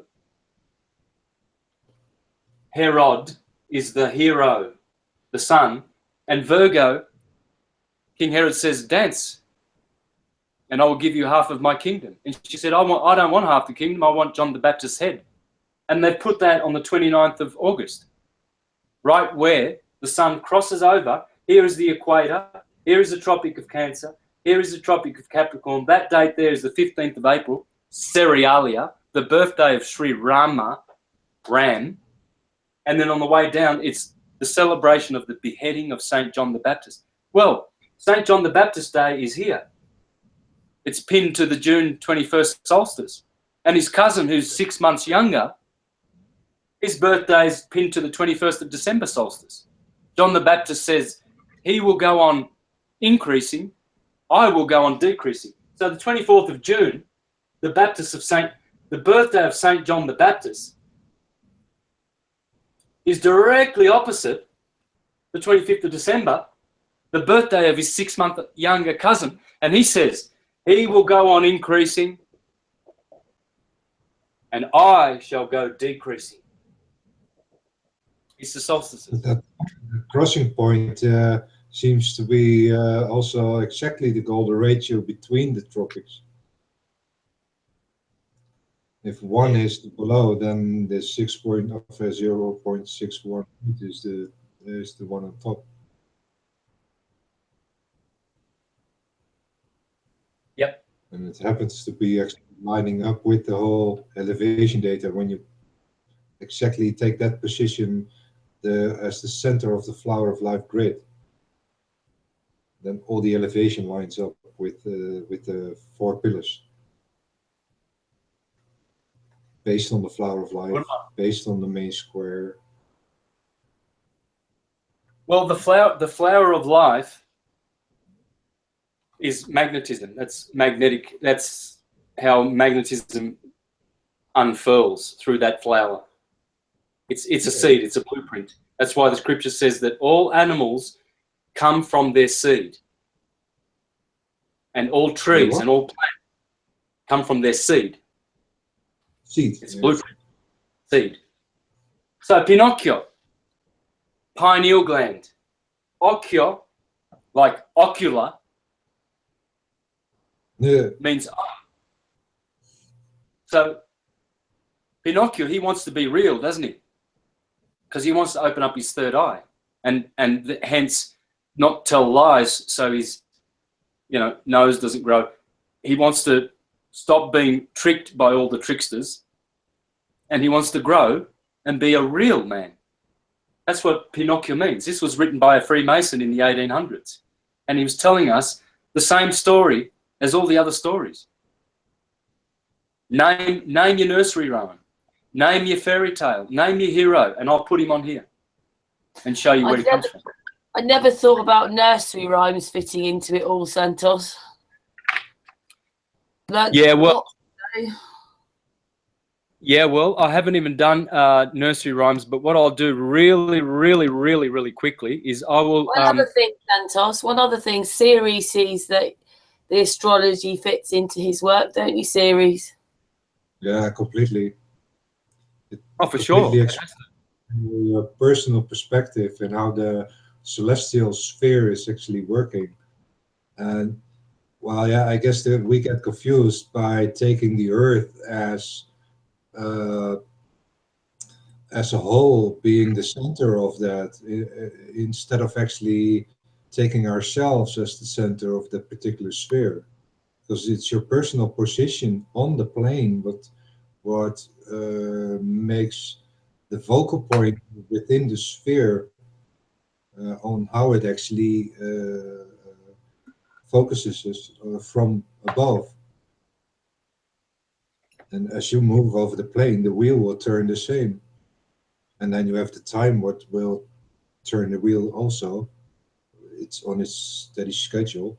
But your own position makes a difference as well. That's why they need your city of birth. Because that actually aligns your longitudinal position on the wheel. And how you have to look at the wheel and how that, where then the horizon is. Yeah, spot on, brother. That's why astrology is a science of degrees, minutes, and seconds of Ark, Noah's Ark. We don't muck around. We are the true scientists. We know the ecliptic. We know how all phenomena occurs. We know how all religious theologies and sciences are based. We know all alchemy.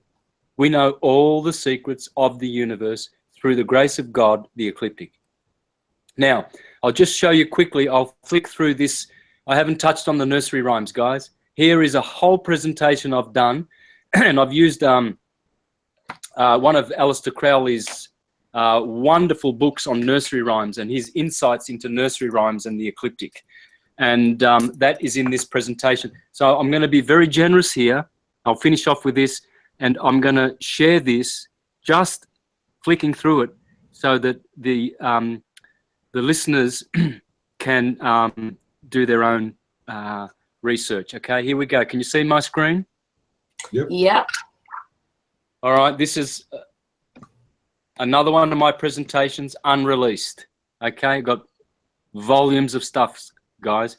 I'm going to click through here. Okay, so it says every nursery rhyme contains profound magical secrets which are open to everyone who has made a study of the correspondences of the Holy Kabbalah. These are the words of Crowley, actually. I just put them in there. Book 4, okay? There you go. Old Mother Hubbard. What does it mean? Little Bo Peep. Notice the bow. Bo is Buddha, okay? By, to. Little Miss Muffet sat on a tuffet. That's the tuffet. Toffet. Little Jack Horner, another Jack. It's the sun. Christmas pie. He's eating Christmas pie, is he? Oh, yeah, because Jack, the son, is born at Christmas. Jack be nimble, Jack be quick. The Union Jack. There it is, what I showed you before, the Vatican. St. Peter Square, obelisk in the middle. And you see all the... these are the 4 statues on top of the colonnade. 1, 2, 3, 4. This is the Tropic of Cancer. It is laid out over the earth. Those are the 4 pillars. Those are the 4 pillars. Yep. Out of it. In the first circle, these are the four pillars. Yep, and you can see here there's a YouTube video that shows this. This video link down the bottom here, that's called, the title of the video is a 12-minute video showing you the Vatican St. Peter Square is a sundial, and it says it's called Christianity Revealed, Solar Worship. Jack and the Beanstalk, what does it mean? Jack and Jill. Tom Tom, Tom Tom, all these are Tom. Hickory Dickory Dock, that's your spinal column. The mouse is the soul. The soul runs up the clock. The clock strikes 1. Of course it's going to strike unity, isn't it? Unity, that's the clock. There it is. There's 1. It's your chakra system. Humpty Dumpty. Peter, Peter, pumpkin eater. I used to sing that to my brother Peter. Taffy was a Welshman. Bye bye baby bunting. Daddy's gone a hunting. Pat a cake, baker's man.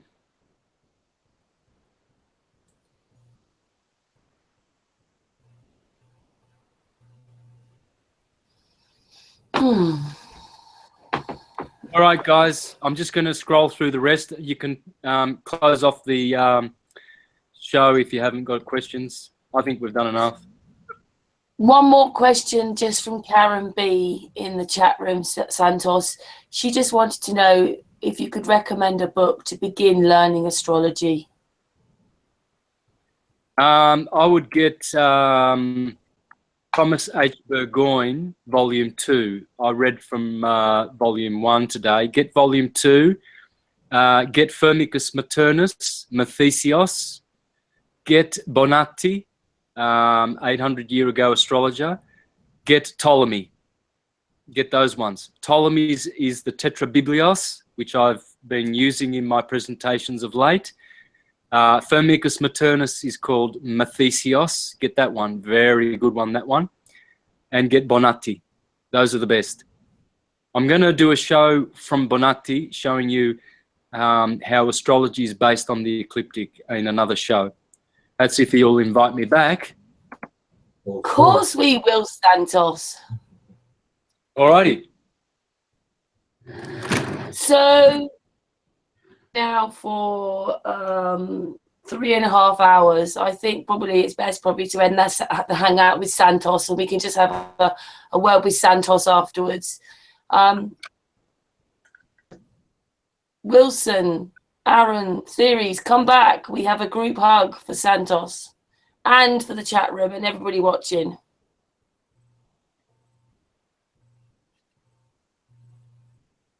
Come back, everybody.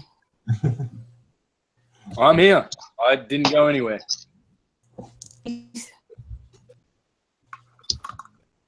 Aaron? Oh, well, they're obviously listening. So much, Santos. We're amazed as always. Thank you so much for all your explanations. And yes, we want you to come back. And also, Aaron, I'm not sure where Aaron is, but you said you'd be interested in listening to Aaron again talking about his plan with the NASA.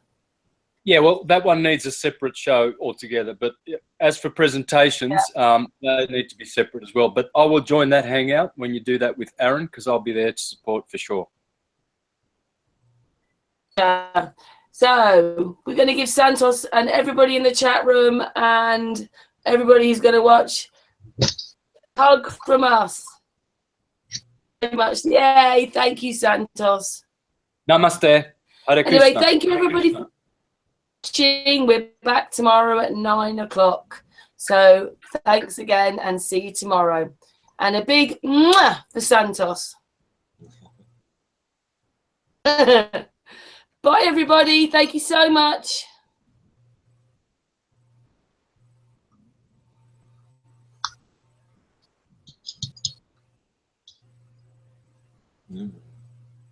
Taking ages for the button to, that's it. I think we're off.